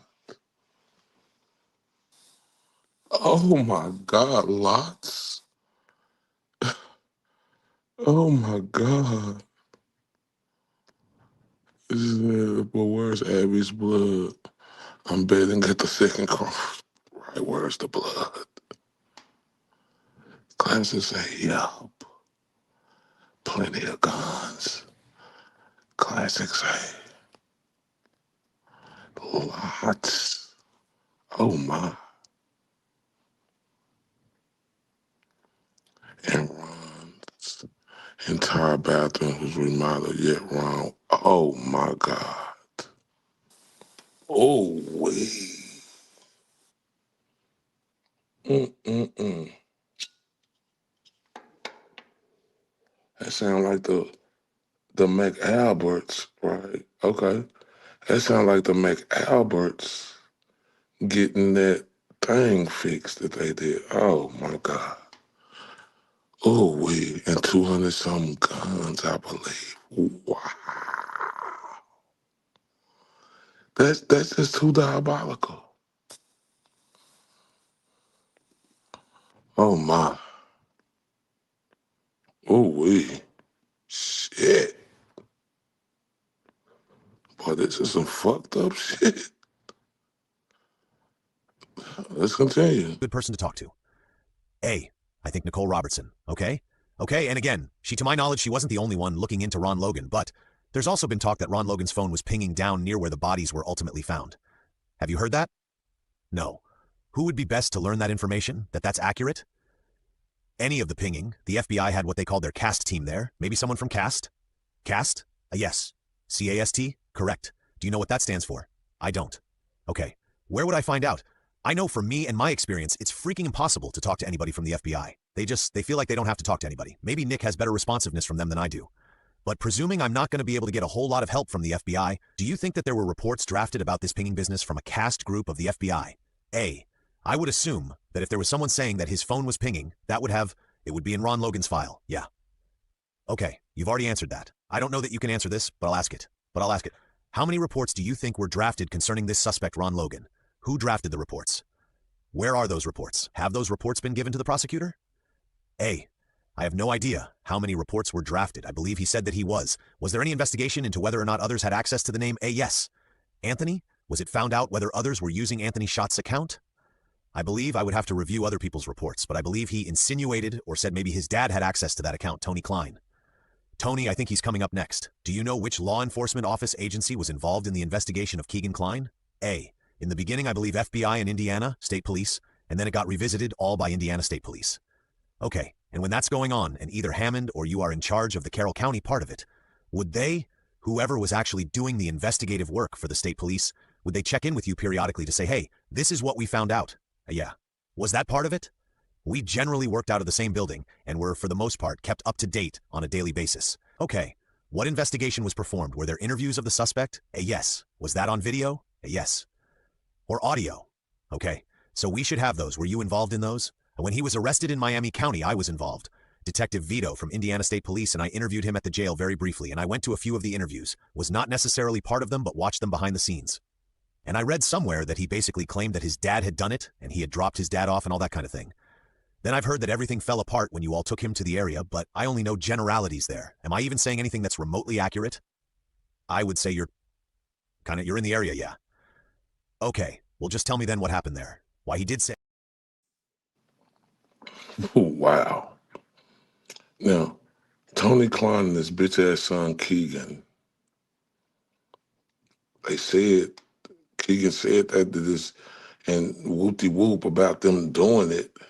Keegan get caught for this other shit later. Keegan is the one who was shooting messages to Libby, right, or Abby, one of them. Are you kidding me? Oh my. Oh, we are. Let's go to the next clip. Okay, well just tell me then what happened there. Why he did say, Keegan Klein did say, my dad came back bloody, and stuff like that? Is that A? I don't remember if he specifically said that. He did say that he was with his dad and drove here, and his dad left and went and did something and came back. And was that while he was in jail, Keegan Klein, that he claimed? Made that claim? Correct? Okay. And then at some point in time, did you guys get him out of the jail to go do something like at the scene? Yes. Okay. Tell me about that. I was not a part of that. Okay. Okay. Who was a part of that? A. Jerry Holman. Okay. And did Jerry talk to you about what happened when they were at the scene? A. Yeah. What happened according to Jerry? A. Again, maybe not verbatim, but Keegan said that they parked in the cemetery, I believe. His dad was gone for a while, came back. He told Jerry they were in some vehicle, told him how they got there. But no vehicle like he described that would have drove by the Hoosier Harvest store. There was nothing related to that vehicle on the video. Was it like, I say his name wrong, but was Keegan Klein challenged by Holman or anyone else? Like, you're not telling the truth, what you're saying doesn't add up to the crime scene? Was that kind of thing going on? Yeah, I believe they did. Okay, and we can find out more from Holman. But did Holman walk away thinking Keegan Klein is full of crap, basically? Yes. Okay, I assume so, yes. That's the legal vernacular for it. Was there ever a search warrant for, I recall with Richard Allen, they were from the same place, and I believe Tony Klein they lived close together or something like that. A. Okay. And I appreciate you saying that because that's more Tony Klein related. But I mean, since Keegan is his son, okay? Do you know how Keegan got his first name? I know what his dad said, I believe, yeah. What did he say? There was a strip club in Logansport called the Kegan Stein, and his name is Kegan. Was Keegan Kline forensically connected to the crime scene in any way that you know of? A, not that I'm aware of. Did he take a polygraph examination, Keegan Kline, if you know? I don't think so. Why not, if you know? I believe he declined it, and I believe he had an attorney tell him to decline it. Oh, okay. Did he ever confess to the crimes, Keegan Kline? That he personally did it? Right? Q. In the times that you were in the jail, and you were watching the interviews of Keegan Kline, those were videotaped, I'm presuming. I say that one more time. Were when he was in Miami County, Keegan Kline, and you were watching him being interviewed, were these interviews videotaped? A yes. Okay. What time is it? 11.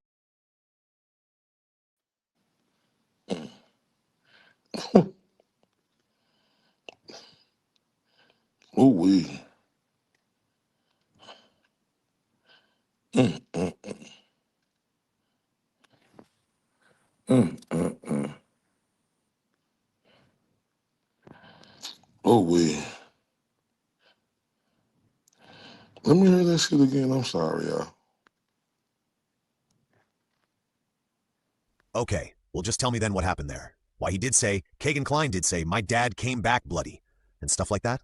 Is that A? I don't remember if he specifically said that. He did say that he was with his dad and drove here, and his dad left and went and did something and came back. And was that while he was in jail, Keegan Kline, that he claimed? Made that claim? Correct? Okay. And then at some point in time, did you guys get him out of the jail to go do something like at the scene? Yes. Okay. Tell me about that. I was not a part of that. Okay. Okay. Who was a part of that? A. Jerry Holman. Okay. And did Jerry talk to you about what happened when they were at the scene? A. Yeah.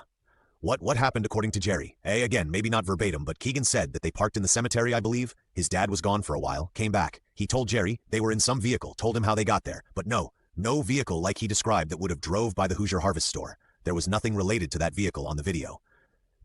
Was it like, I say his name wrong, but was Keegan Kline challenged by Holman or anyone else? Like, you're not telling the truth, what you're saying doesn't add up to the crime scene? Was that kind of thing going on? Yeah, I believe they did. Okay, and we can find out more from Holman. But did Holman walk away thinking Keegan Kline is full of crap, basically? Yes. Okay, I assume so, yes. That's the legal vernacular for it. Was there ever a search warrant for, I recall with Richard Allen, they were from the same place, and I believe Tony Kline they lived close together or something like that. A. Okay. And I appreciate you saying that because that's more Tony Kline related. But I mean, since Keegan is his son, okay? Do you know how Keegan got his first name? I know what his dad said, I believe, yeah. What did he say? There was a strip club in Logansport called the Kegan Stein, and his name is Kegan. Was Keegan Kline forensically connected to the crime scene in any way that you know of? A. Not that I'm aware of. Did he take a polygraph examination, Keegan Kline, if you know? I don't think so. Why not, if you know? I believe he declined it, and I believe he had an attorney tell him to decline it. Oh, okay. Did he ever confess to the crimes, Keegan Kline? That he personally did it? Right? Q. In the times that you were in the jail, and you were watching the interviews of Keegan Kline, those were videotaped, I'm presuming. I say that one more time. Were when he was in Miami County, Keegan Kline, and you were watching him being interviewed, were these interviews videotaped? A yes. Okay. What time is it? 11. Oh man. Now look, let me get this right here real quick, 'cause this is diabolical. Thank you, Classic. Boy, you talking about know how to paint a picture, boy. Classic does that.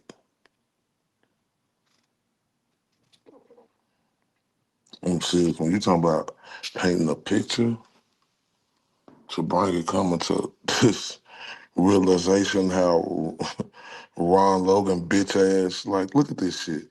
More than a dozen officers from local, state, and federal agencies are serving a search warrant right now on that home right there. You can see that White House. They found some odd things in the house. A large amount of guns and knives were located in his residence. Those guns filled the back of our Sheriff's Department minivan from the floor to the ceiling, plus the front seat. Now, the bodies of Abby Williams and Libby German were found just a short walk through those woods. They found Abby and Libby's names on a calendar with the date that they were found. The FBI says that his phone was near the crime scene and bridge at 2:09, which is 4 minutes before Libby's famous video. Later that evening at 10:16, Ron Logan received a text message that showed him in close proximity to where the girls' bodies were found. Oh, really? Hold up. Play that again. Don't be sorry, Classic. I understand it. I can hear it good. Let's play that again. More than a dozen officers from local, state, and federal agencies are serving a search warrant right now on that home right there. You can see that White House. They found some odd things in the house. A large amount of guns and knives were located in his residence. Those guns filled the back of our Sheriff's Department minivan from the floor to the ceiling, plus the front seat. Now, the bodies of Abby Williams and Libby German were found just a short walk through those woods. They found Abby and Libby's names on a calendar with the date that they were found. The The FBI says that his phone was near the crime scene and bridge at 2:09, which is 4 minutes before Libby's famous video. Later that evening at 10:16, Ron Logan received a text message that showed him in close proximity to where the girls' bodies were found. Oh, wow. 2:16, it pinged him. Ron Logan right there.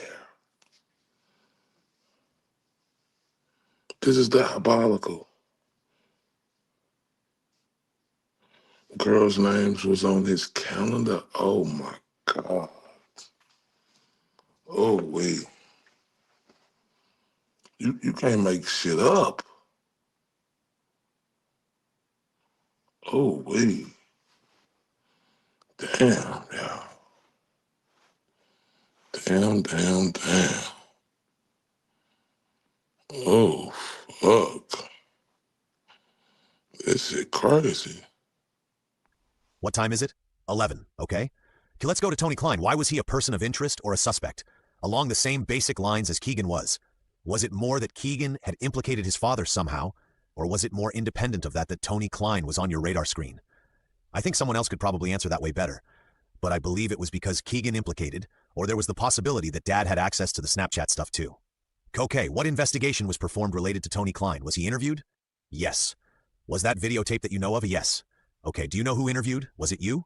A, I don't think I ever interviewed him. I believe Dave Vito Q. All right, A, since he was the main guy on that.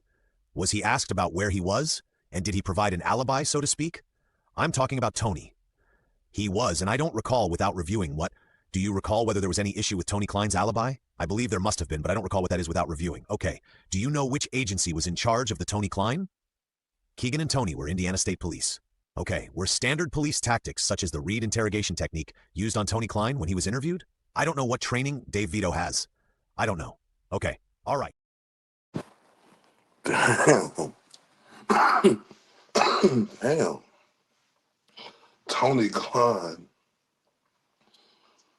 and his son Keegan were, boy, the fingers are just bigger than Godzilla hands wrapped around them, pointing in their direction. And you don't know if they used the Reed technique on him? You don't know if you don't know about nothing with him? You stupid son of a bitch. Ooh, we ISP again.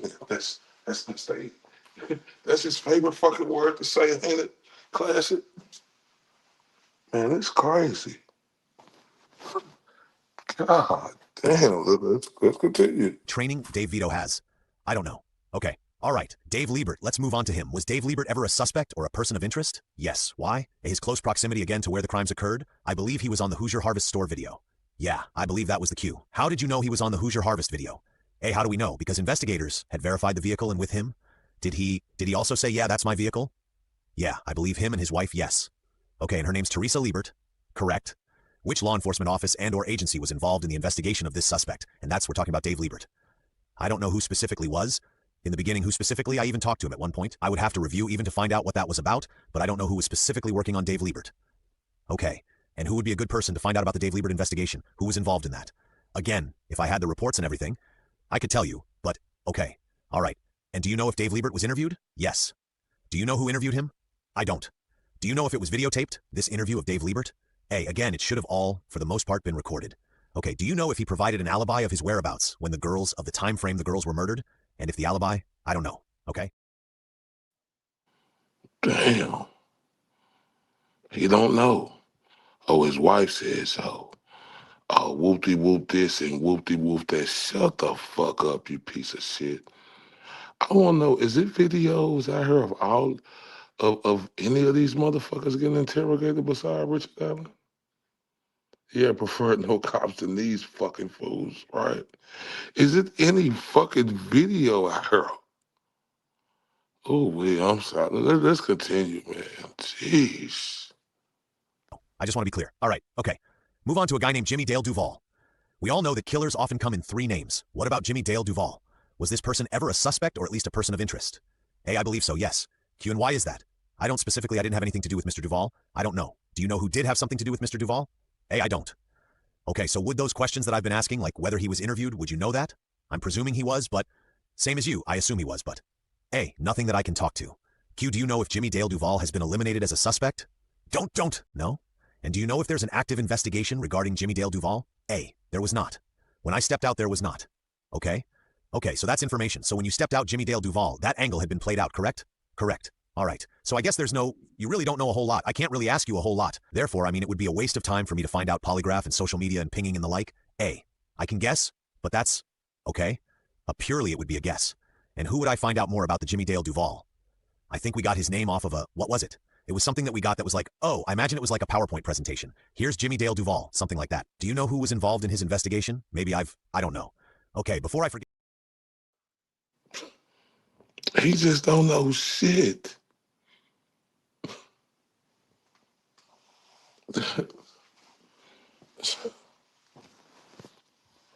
He don't know a bitch ass thing. Nothing.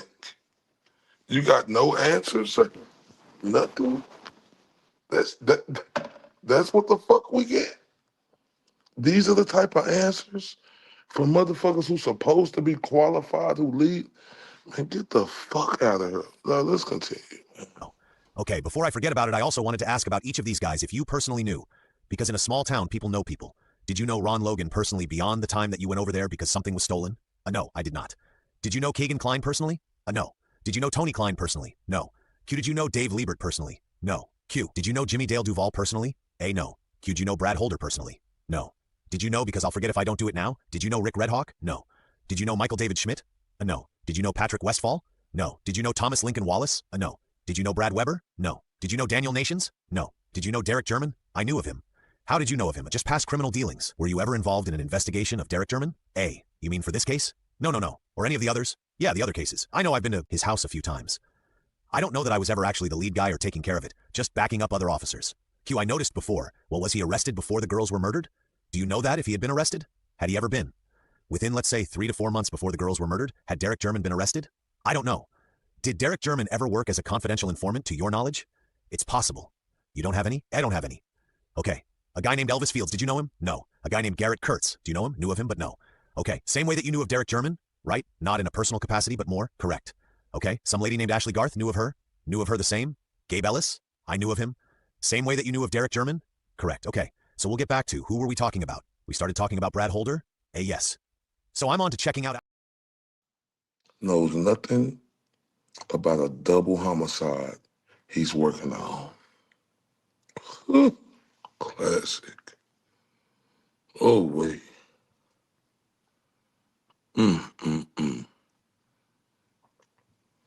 So, this tracker. Okay, so Derek German was a snitch and he was a confidential informant.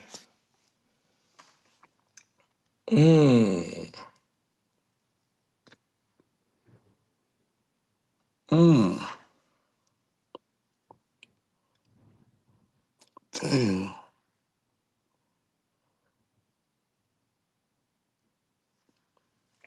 Damn.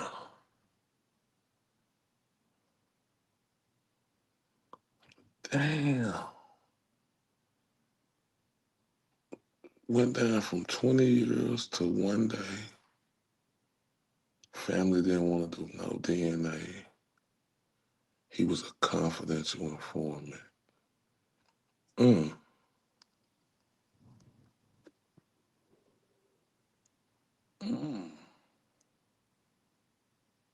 God damn. Oh, shit. Oh, wait. Let's continue. Oh, wait.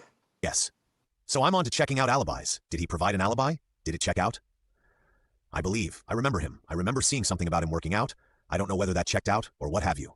Okay, and again, I don't know how this is all working out, but it causes me to think if alibis of anybody, including Brad Holder, were problematic, would that be something you would know? Or would that go to the unified command? These, Q, if. Most of these people that you're talking about were in the beginning, and mostly I did tips. So we knew about all of these. I know of all these people. But to get into the weeds and specifics, I didn't have a lot, almost nothing, to do with any of the names you read off. So for me to get in the weeds, everything that I'm doing would be guessing. But you do things would have been brought to us at that time, decisions made, and things like that. I just don't specifically remember. It's not something that there would be a report on that Joe Blow brought this to us and he said, this is what Brad Holder said. Okay? And we said, okay, stop or keep going. There's nothing like that. Okay. But you would have had access to all of the information related to all these guys? Correct. Okay. Let's see. Do you know if Brad Holder's phone was pinged or was his social media checked out? I don't know. Okay. Was there a search warrant for Brad Holder of his home or anything else? I don't know. Okay. Who would? And I know who would be the right person to ask that. Again, I'm not saying I'm the wrong person. Okay. But if I had the file here, I could tell you at least. Okay. Who that person would be as well. Okay. So if somebody like Tony Klein or, Brad Holder or Brad Weber, would there be like one person in charge of that suspect? Generally speaking, whoever got assigned to Brad Holder in an investigative role, that was their case or that was their person. And then generally they would come back to us and say, when they're at a crossroads or something like that and tell us, this is where I'm at. Tell Central, the unified command. Yeah. Okay. Yeah. What should we do from here? Okay. I'm glad I stumbled upon that, or you mentioned that. How would I figure out who was in charge of Ron Logan's case or Kagan Klein or any of these guys? Should be in the files. But how would it be identified? That's what I don't know that you're going to see anywhere where it says the lead investigator for Ron Logan is. We'll just use Nicole Robertson. I don't know that you're going to see that at all, but you'll see case reports. The reports should be in there on who mostly dealt with them. Okay. And they'll all be. So if Nicole Robertson from the FBI was doing one, and Jerry Holman was also working on Ron Logan, if he has any reports, they would be in there as well. So Q. Okay. So maybe an imperfect gauge of who was in charge of an individual suspect might be the amount of work product. Kind of. That's kind of an imperfect way, but at least I now know that and understand that one person, generally speaking, was in charge of investigating a suspect. That's traditional. And there may have been more than one investigator, and again, I don't. So I'm sorry to interrupt. Hold up. Hold the fuck up. Oh, wait. This crazier than what I think. You don't know if it's gonna be a name in there. I just go with Michelle Robinson, who I found out wasn't even trying to help the case. This is literally diabolical. This is diabolical. Oh, wait, let's continue, y'all. So I'm sorry to interrupt, but I think I've figured out a way to do it. So if I see a report, let's say that Nicole Robertson is on it, I could ask her who was in charge of the Ron Logan. No, I don't know that. That's what I was getting ready to say. Oh, I see. I don't know that you can say there was not a specific you're in charge of. It would be like, and I don't know, I'll use, hey, the three of you sitting at this table? Yeah, sure. And saying, he's in charge of Richard Allen's case. You're all three or two involved in Richard Allen's case. You're working together. So to say there was a person in charge, I don't know that you're going to necessarily see any piece of paper or anything like that where it says they're in charge. Like Keegan Klein, as I told you, Dave Vito was mostly the guy. Q got it. That was taking care of that. He had help. There were many people helping. So, well, was it? How would it even get assigned to somebody? Like we're talking right now about Brad Holder. How would it get assigned? Hey, somebody needs to be in charge of Brad Holder. How would that even happen? Would it be unified command or would it be like, hey, I got a tip on this guy. Let me be in charge of it. Yeah. Well, that is one way. Absolutely. Okay. If we were getting tips, a lot of times what we would do, we'd print those tips off and someone that wasn't busy would come to us and say, hey, I'm done. Here's your next tip. So if it was someone that a lot of those names on your list were above average suspects, there would generally be more than one person working on it. So, okay. Well, and then we are on Brad Holder. So let me go down. I don't know if I asked this. Do you know if there were any audio or videotaped interviews of Brad Holder? I assume so, but I don't know. Okay. Let's see. Has this suspect, Brad Holder, been eliminated as a suspect or a person of interest? I believe so. Okay, and then, I guess I need to ask, if I may, all of these again, all these names, I specifically did not have anything directly investigating to do with them. I could probably get you a lot of answers by reviewing Q, right? Reports. Sure. You're talking about Brad Holder. Then that was 6 years ago and I knew the information then. I've not reviewed every person that's on that list. But those guys like Dave Liebert, Jimmy Duvall, Brad Holder, they were basically eliminated as suspects at some point in time before you left? I assume so. Okay. Well, was Brad Holder, there may have been a point for any one of them that we just ran out of things that we could check on. It may not mean we'd ruled them out, okay? But they'd been covered as much as we could, and unless new information came up, so then it was at a standstill. The way that you said it earlier, when you stepped out of the Unified Command to take over as sheriff, as far as you know, Brad Holder had been eliminated as a suspect? We were no longer working on Brad Holder. Okay. Do you know when the work on Brad Holder would have stopped? Like, was it in 2017, 18, 19, 20? Again, I'd have to review, but I believe 2017, he was a person that was in the very beginning. Okay. And I should have asked that about all those people, but, okay, let me... Okay, thank you, Classic, for that.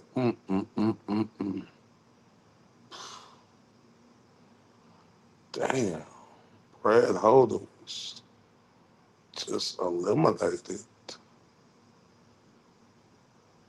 Damn. Ooh, this hurtful to watch. Hard to listen, but it's necessary. Let's continue. People, but, okay, almost all those names you rate off were people from the very beginning. Okay, and where they stopped being worked on in terms of an active investigation in 2017. All of those people, Ron, Logan, Keegan Klein, Tony Klein? I guess not, because Keegan Klein, A, right? A, I could answer that question better for you as to when I left here. Was there anybody actively looking at Ron Logan? To my knowledge, no. Okay, well, let's do it those two ways then. At the end of 2017 and by the time you left. And you left in what, 2021 you said? A, no, 22. Oh, the end of 2022? Yes. So let's divide it into the way that you just did Ron Logan. Was it no longer an active investigation on this person at the end of 2017? A, I would have to review. And, okay, let's do Keegan Klein. Was he being actively looked at as a suspect by the end of 2017? At some point someone told us that he was in Las Vegas during the murders. So that could have been in 2017. We later found out in 2019 that information was wrong, so new information came up. Right? And we looked back at Keegan Klein and Tony Klein. Q. And I want to say I want to use that end of 2017 as one marker, and then when you left at the end of 2022 as a different marker, and that includes if new information came up. So Keegan Klein, in my mind, the way you say it, there was an active investigation still going on in 2019 even though it had stopped before. Correct. So what about Tony Klein? By the end of 2017, was there any active investigation going on regarding Tony Klein? A. The same as Keegan, that it had stopped at some point. We got information and picked it back up. Dave Liebert. Was there an active investigation on Dave Liebert ongoing by the end of 2017? I don't believe so. Was there an active investigation going on related to Jimmy Dale Duvall by the end of 2017? I don't know. Fair enough. And that A. Does that clear it up a little bit? No, that helps a lot. I'll move on because that does help me out. So I will ask by the time that you stepped aside, January 1st, 2023 then. A. Okay, Q. Was there an active investigation going on Ron Logan? A.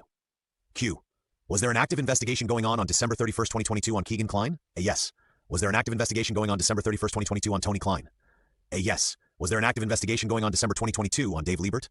A. No. Was there an active investigation going on involving suspect Jimmy Dale Duvall December of 2022? A. No. Q. Was there an active investigation going concerning suspect at one point in time Brad Holder as of December 2022? A. No.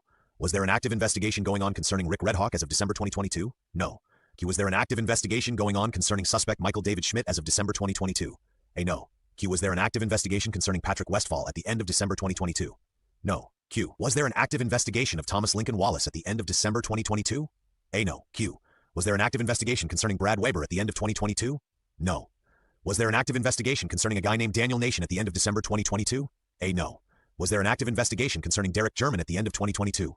A. No. Q. Was there an active investigation concerning suspect Elvis Fields at the end of December 2022? A. No. Q. Was there an active investigation concerning Garrett Kurtz at the end of 2022?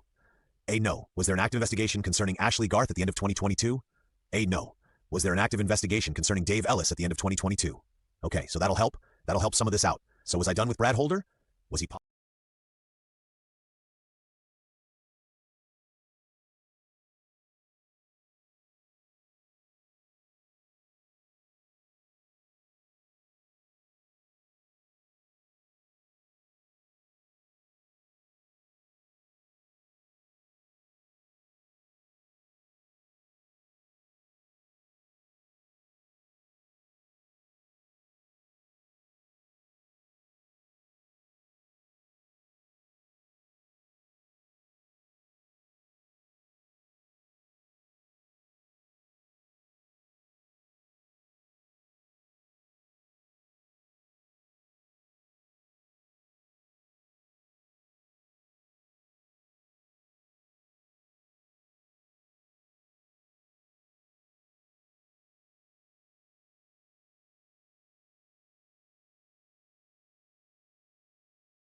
My bad, my people.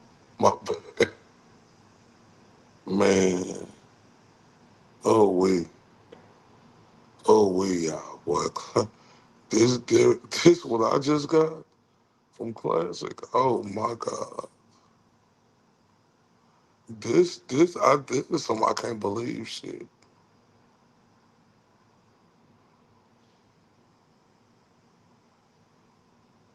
I'm not. Oh wait. Oh wait. God, y'all check this out. being suppliers in the area from 2012 to 2015. Derek German appears on Snitch Tracker, a site that outs informants. 2008, Derek German was arrested with Dustin Prater, who was a member of the Kokomo crew, for theft of anhydrous ammonia with intent to manufacture drugs. Derek German also ratted up Gabe Ellis and Tyler French, both members of the Kokomo crew. Derek German had been getting his supply from Gabe Ellis, who was tied to the Chicago Sonora drug cartel. Derek German fucked over everybody that we can name that was associated with the Kokomo crew. For whatever reason, Derek, being from Delphi, aligned himself with a group of people who lived in Kokomo, and he fucked them all over. He told on them, he snitched on them, several of them went to jail. Derek did not even get a quarter of time in prison that his best buds got. So once they were shipped off, and then he snitched on his biggest drug dealer, which was Christy Martin, sister of Tina Rodell. Once he snitched on her, she got sent away for 10 years. Derek German took a plea deal in 2011. In 2014, Derek German was arrested on multiple counts of manufacturing and distribution of methamphetamines, possession of a narcotic drug, and possession of methamphetamine. He was convicted in 2015 on all counts. He again plea bargained, agreed to cooperate with ISP, FBI, and the DEA. This reduced his likely sentence of 20 years to 1,100 days. However, Judge Fouts suspended the preceding judge's sentence. So Judge Fouts suspended the sentence, commuting it to 1 day plus time served and probation. What? He went from 20 years to 1,100 days to 1 day plus time served. His actions, his choices, his behavior were the cause of the death of his daughter. That was an absolutely insane thing to do. Yeah. He must have known what could happen when you move into the big league.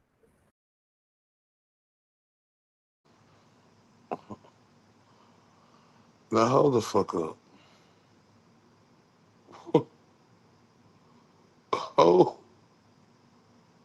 Hold the fuck up. So the preceding judge didn't say nothing about them reduced. Oh, wait.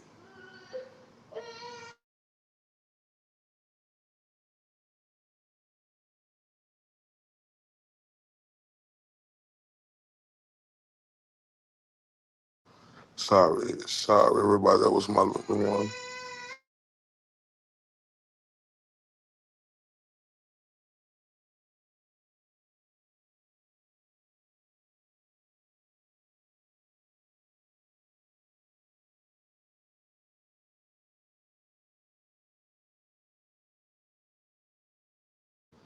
That's my little one. I apologize, everybody. But, oh my God.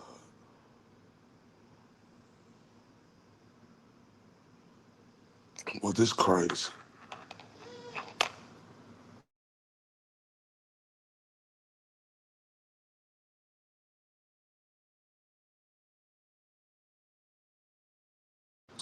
I mean, it ain't just no other way to look at it. Oh, wait. I mean,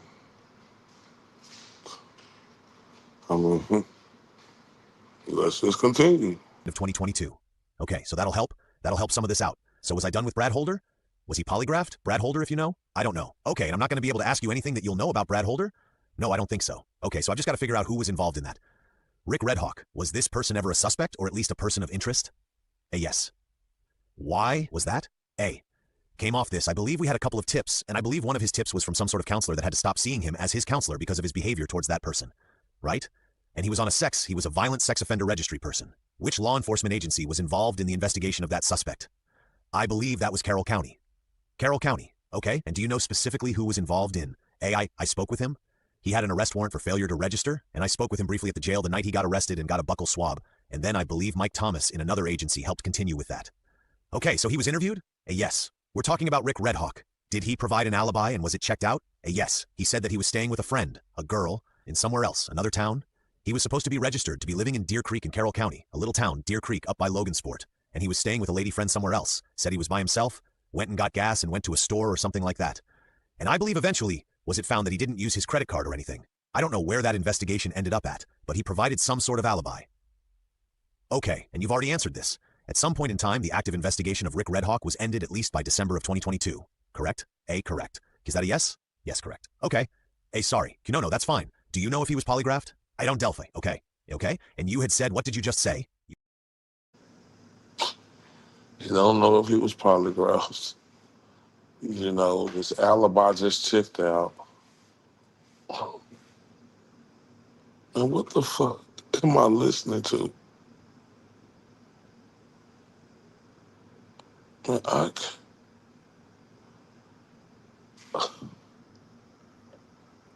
this what the fuck I'm listening to right here. This what I'm listening to. I have not had a sex change. I do not have a penis. I shouldn't have to prove I don't have a penis. Or about having a penis bigger than the rest of the guys that I work with. And pulling people over and licking pussy. I mean, come on.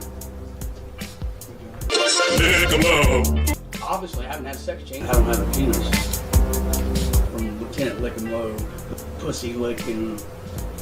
I'm not a crooked cop. I'm not a thief. And I sure don't have a penis. Come low. Man, that's what the fuck we listening to. Let's continue. Patrick and Brad Holder were in some religion or something, is that what? Correct. Okay, tell me about that. Again, I don't know the specifics, but they were in some sort of religion. I believe on Facebook we found where they had done rune stuff or something, the investigators that looked into it. Well, that would seem to be a big deal. Runes, because you said the word rune earlier. Correct. So what? But you also said that by December of 2022, Patrick Westphal and Brad Holder both were, there was no more of an active investigation on them. So why was that the case? It would seem like if they're into a religion with these things that you're calling runes, and there were runes, potentially at least on the scene, that they would be pretty high-value suspects perhaps. Sure. And I would have to go back and review to text-restricted per court record rules. Videotape or audio tape them. I don't know that we actually said that, but that's a general investigative thing, is we like to record our stuff. Okay, we've gone over that he was the active investigation of Patrick Westphal ended at least by the end of 2022, correct? Correct? Q. Was he ever polygraphed, Patrick Westphal? I'd have to look to be accurate. I don't know. And again, I'll just have to look at the reports of maybe who interviewed him, and that might be a person, a resource to go to. Correct. Okay, then we've got Thomas Lincoln Wallace. Was he ever a suspect or a person of interest? He was. Okay, and why was that? I believe he was another sex offender, and I believe we got some tips on him. All right, and was he interviewed, if you know? I believe he was. And I'm going to presume that it's on video, so I won't ask that, but did he have an alibi, if you know? I would have to review. Okay, did you ever talk to him? Thomas Lincoln Wallace? All right, Wallace? Is it Wallace? Wallace. And was he polygraphed, if you know? I think most people were asked. That doesn't mean that I know whether or not they did or not. Okay, do you know if there was a search warrant related to Thomas Lincoln Wallace? Not without reviewing his file. Q. Okay, so again, if I found a report or 2 or 3 of Thomas Lincoln Wallace, whoever drafted the report... It's sex offenders, all this, but just let them walk the other way. Man, this bullshit. Let's continue, y'all. Again, without reading? Oh, okay. Without reviewing it? I believe you're accurate in the Liebert thing. I don't want to swear to that. But, and Weber's, other than the proximity, was there anything more about Brad Weber that made him a suspect? Without reviewing? I don't know. Okay. I'm presuming he was interviewed? Correct? Q, is that right? Yes. Okay. So we should be able to get that and presume it was videotaped. I know that by the end of 2022 he was no longer an active investigation related to him, right? And I vaguely remember he had an alibi that checked out. Oh, thank you. I didn't ask that. Okay. Had an alibi that checked out. You probably don't know about the polygraph, or do you? I'd have to review. Okay. Pinging on his phone. Do you know about that? I'd have to review. Okay, then we go to Daniel Nation. Was this person ever a suspect or at least a person of interest? He was. Okay, and why is that? I believe he's one of them that I was gone. I really don't know. I could review his file, but, and again, you had access to all of the files anytime you'd want. Was there some type of, correct, central repository where everything was? Yeah, everything was at the command center. At the command center. So it wouldn't be of any value. I did read some article about Daniel Nation. He was in Colorado or something. Correct. Q, is that? So you, I generally know. But again, to be a sworn testimony, I won't do that. Okay, sure. I'll move on then, because it doesn't sound like you would have a lot of knowledge. And again, I'll just figure out who investigated him and talk to them. Derek German. I generally know. I just don't have I just in a sworn testimony, so I don't want, like, how the fuck you don't know this and you come in a deposition of the biggest case like this. And they just let this fly. This is what's the most damaging. Oh my God. Oh, wait. Let's continue. Derek German. Now that may be a controversial suspect, but was Derek German ever a suspect or at least a person of interest? I don't know that I would ever necessarily classify him as a suspect, but he was looked into and to be vetted. Okay, and what law enforcement agency or officer was involved in the investigation, if you want to call it that, of Derek German? I would have to review. Okay, was he ever interviewed? Yes. I interviewed him once. I believe one of the head guys on that was Murphy. Okay, but I would have to review. I don't know much about that. Don't know much about that. A, without reviewing. Okay, well, I mean, do you know about an alibi? I don't. Okay, and we know that by the end of December of 2022, he was no longer being actively investigated as a suspect. Is that correct? Correct. Let's see, polygraph administered, if you know, I don't know. Okay, pinging of his phone, if you know, I don't. I would have to review. Okay, Garrett Kurtz, I think you said you heard of him before, correct? Was he a person or a suspect or at least a person of interest? A, yes. Okay, and why is that? I believe there was information developed that he had ties to Ron Logan, and Mr. Kurtz was in jail for another murder in Newton County, I believe. Okay? And was possibly being looked at for one in White County. Did he have an alibi that worked out, if you know?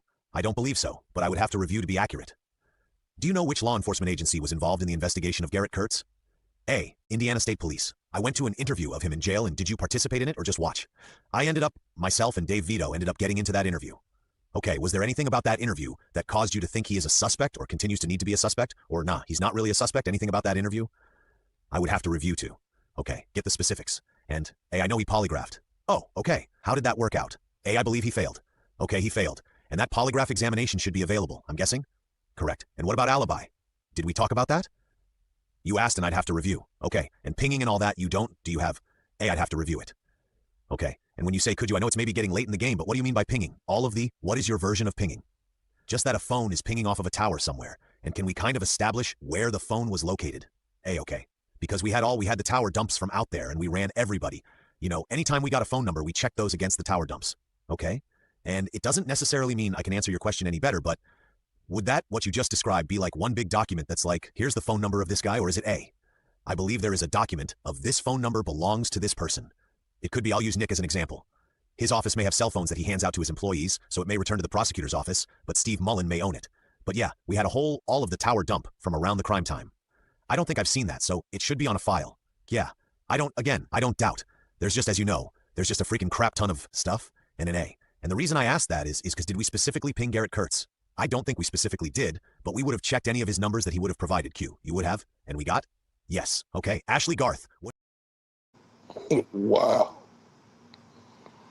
Oh, is this on the cell towers? All over the place. Are you kidding me? You fucking hog piece of shit, bitch.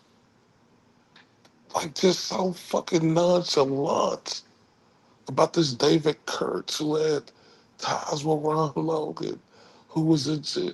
But, like, are you fucking kidding me, boy? Oh.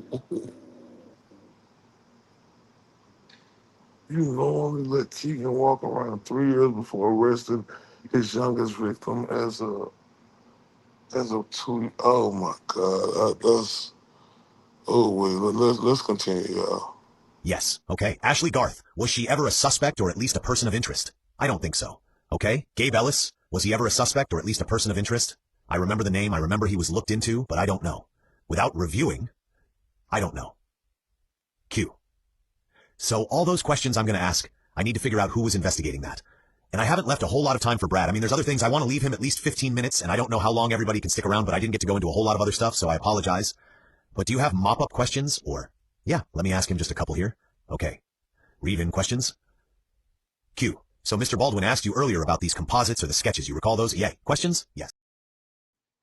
All right, let's continue. Here we go. A Sarah Carbaugh. Okay. And the second composite, which he asked you about earlier, was the composite that was generated by Betsy Blair, right? Correct. Basically, I guess the question is, was it the information that she provided you on her own, without the assistance of others? Was it that information that was parlayed into that sketch that generated that sketch? She sat down with a sketch artist, and the sketch artist sketched what she was describing. Yes. Q. No one else played a part in generating that description, other than the sketch artist? A. Correct. Just the art that went on, right? Betsy Blair and the sketch artist. And that second sketch was released in 2019? I believe so, yes. Okay, and that sketch involved what I'm going to refer to as the image of a younger male, white male. Is that accurate? Yeah, I would say. It appears younger. Yeah. Did you believe that the image from the first sketch, I'm going to call it the hoodie sketch, did you believe that that image was Richard Allen? That's one and the same person? So the sketch that, so it gets confusing when we talk about the first. The Carbaugh sketch. Yeah, did I believe that was Richard Allen?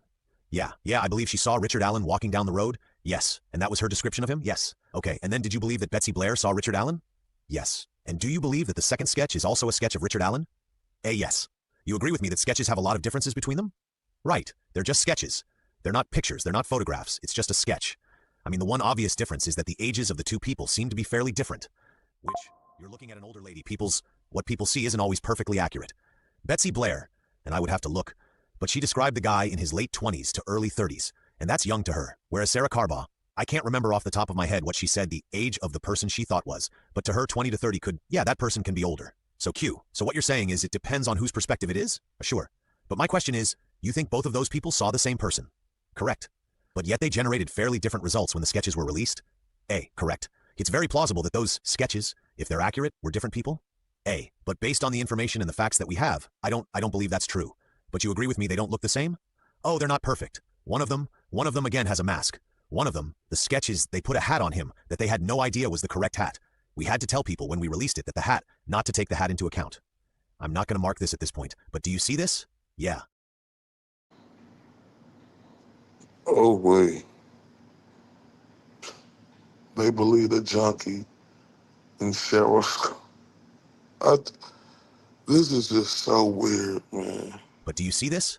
Yeah. Is that the Betsy Blair sketch? Is there a mask on? No. I must be thinking of the Voorhees. Okay, so let's make sure we're talking about, the same sketches. Would you agree with me that there aren't a lot of similarities between the first sketch and the second sketch? Sure. Yeah, all right, so when the second sketch was introduced to the public, what was the intent of that amongst the law enforcement command team? A. The intent was to generate more information about the case, to re-pique everybody's interest, to see if we could, spark new information to tell us who that person was. I mean, was it kind of a fishing expedition, for lack of a better phrase? I wouldn't call it that. Well, there wasn't really much of a connection between the two sketches. You knew that was going to generate some questions, right? Yeah, I would say that. Yeah, that's accurate. It was pretty obvious that the second sketch was going to cause the general public to say, hey, wait a minute, are you now focused on somebody else? That was a possibility. Did anyone outside of the law enforcement community put any pressure on you or your team to release that second sketch? Did anyone outside of law enforcement, is that what you said? Yes. Put pressure on us? Yes. No. Q, like Betsy Blair or one of the other people that were out there on the trail. Anybody like that? A, no. Q, why did it take so long for that sketch to be released to the public? Why 2 years or after the original one? I don't know that I have an answer, to be honest with you. We did not get the Carbaugh sketch done until June of 2017, and somewhere along the lines, it was just a unified command decision that we didn't release any of the Betsy Blair sketch. And when we got Carbaugh, we did. That part of it was that she was closer to this person walking down the road. Betsy Blair was 50 feet away. I mean, there was I'm sure a lot of discussion that went into why we were doing it. Were you part of the actual group, the command team that actually made the decisions to release those sketches? Yes. What role did Doug Carter play in that? None. Damn. 2 years to release a sketch. They don't believe Betsy Blair, but they believe Sarah Scarborough, who said she seen mud and blood. Oh, wait, man. And then what role did Doug Carter play in it? None? Is that what you just said? Okay. What? The decisions to release those sketches? Yes. What role did Doug Carter play in that? None. So basically, I think you said this earlier, he was kind of a mouthpiece. Yeah, he. For you? Yeah, he's good at speaking to the public. And, yeah, I mean, the state police have a PR guy or a woman. I don't want to be insensitive here, but it wasn't that person that was doing the talking, right? No, not all the time. Sometimes, but not all the time. I recall Mr. Carter mentioning at one point that the person may be right here in this room. Do you remember those comments? Yeah, I'm going to call them kind of infamous words or famous words, so to speak. Right? Yeah. What was the purpose behind that? It was just a strategy that people helped us draft. A strategy going into that press release in general that day. It was a calculated statement? It was. It wasn't him just up there jibber-jabbering? Correct. What was the strategy? Just to put pressure on who the person was. Kind of ferret them out or flush them out of the bushes, basically. Attempt, but sure. I mean, I'm a hunter, so... Well, you can't immediately get on 25. You have to drive on 300 North under 25, back down to Main Street, and then you can get on Q. That was going to be my next question, because we're looking back in time, obviously, and I don't remember exactly what the logistics were. Yeah, so that would have been the route to take if you wanted to get up on the highway? Correct. Have you timed all these routes? I have not, no. If you've worked in this community for a long time?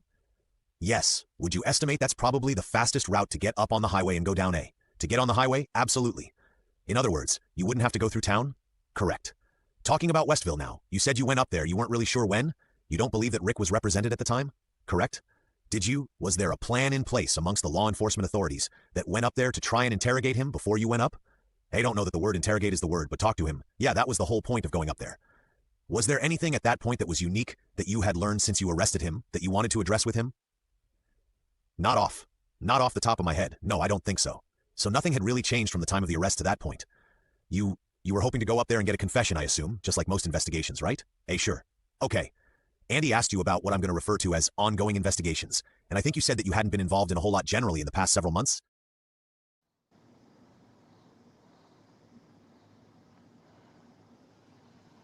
Mm. They kept him in the dark.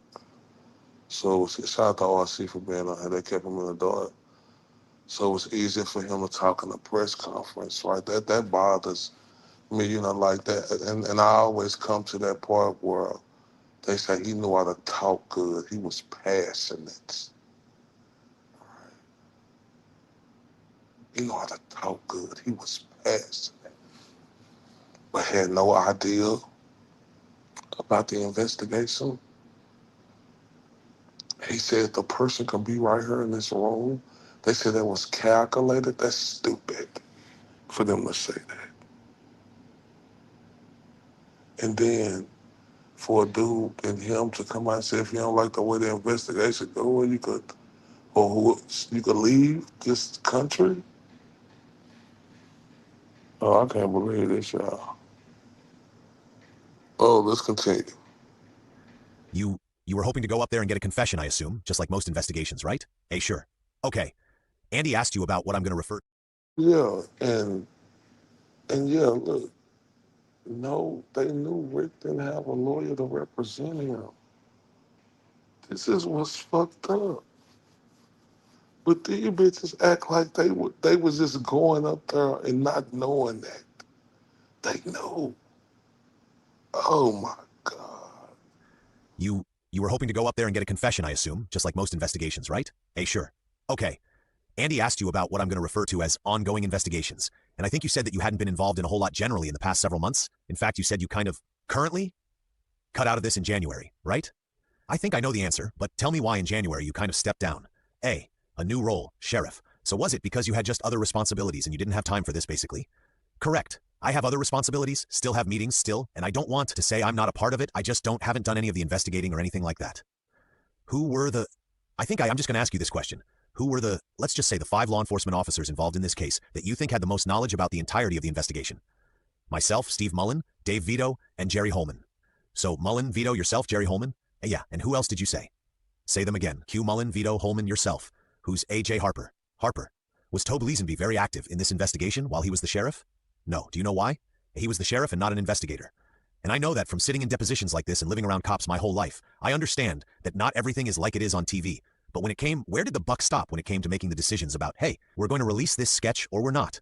Was there somebody that was making the final call? Was there a chief, so to speak? A unified command. It was not one person? Not one person. While he's looking, I have a couple of questions, but keep looking. That way we can multitask here. Redirect examination, Baldwin. Could you say that the hat, what did you say about the hat on the sketch? Sketch number 1, the Sarah Carbaugh hat? I believe so. I believe they are. I don't recall ever seeing one. Again, that doesn't mean it's not here. I believe they are. I would have to double check for you to be accurate about that, but I believe they are. How many sketch artists do you believe worked on this case? The one from the Carbaugh sketch was from the FBI.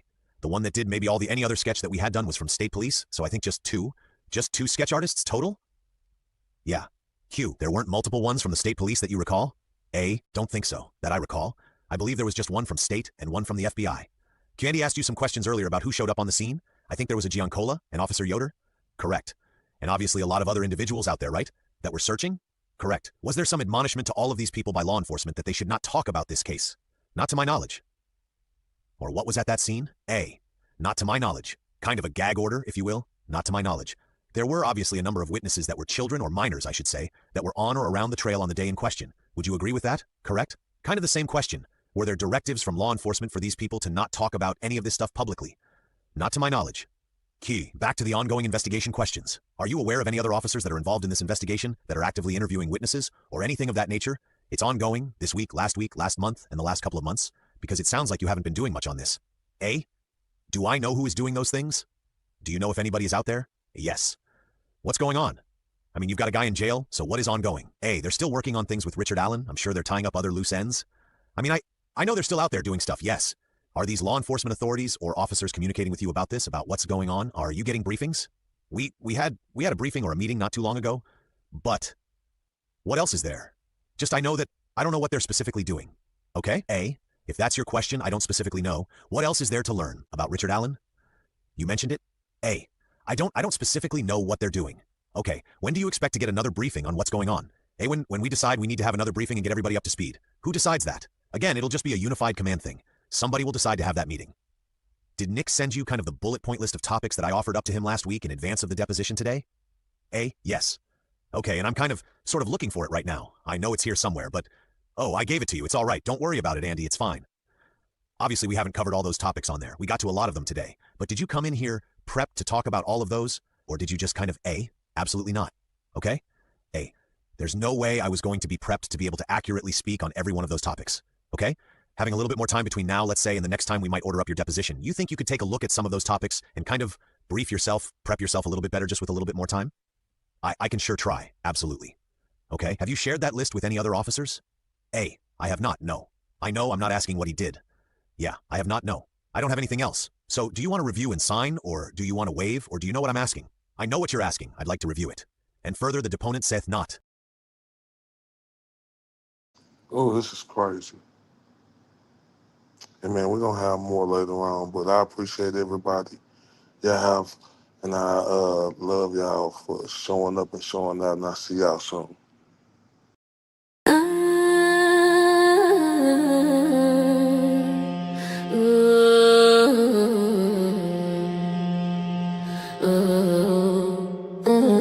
I'm not the one, yeah.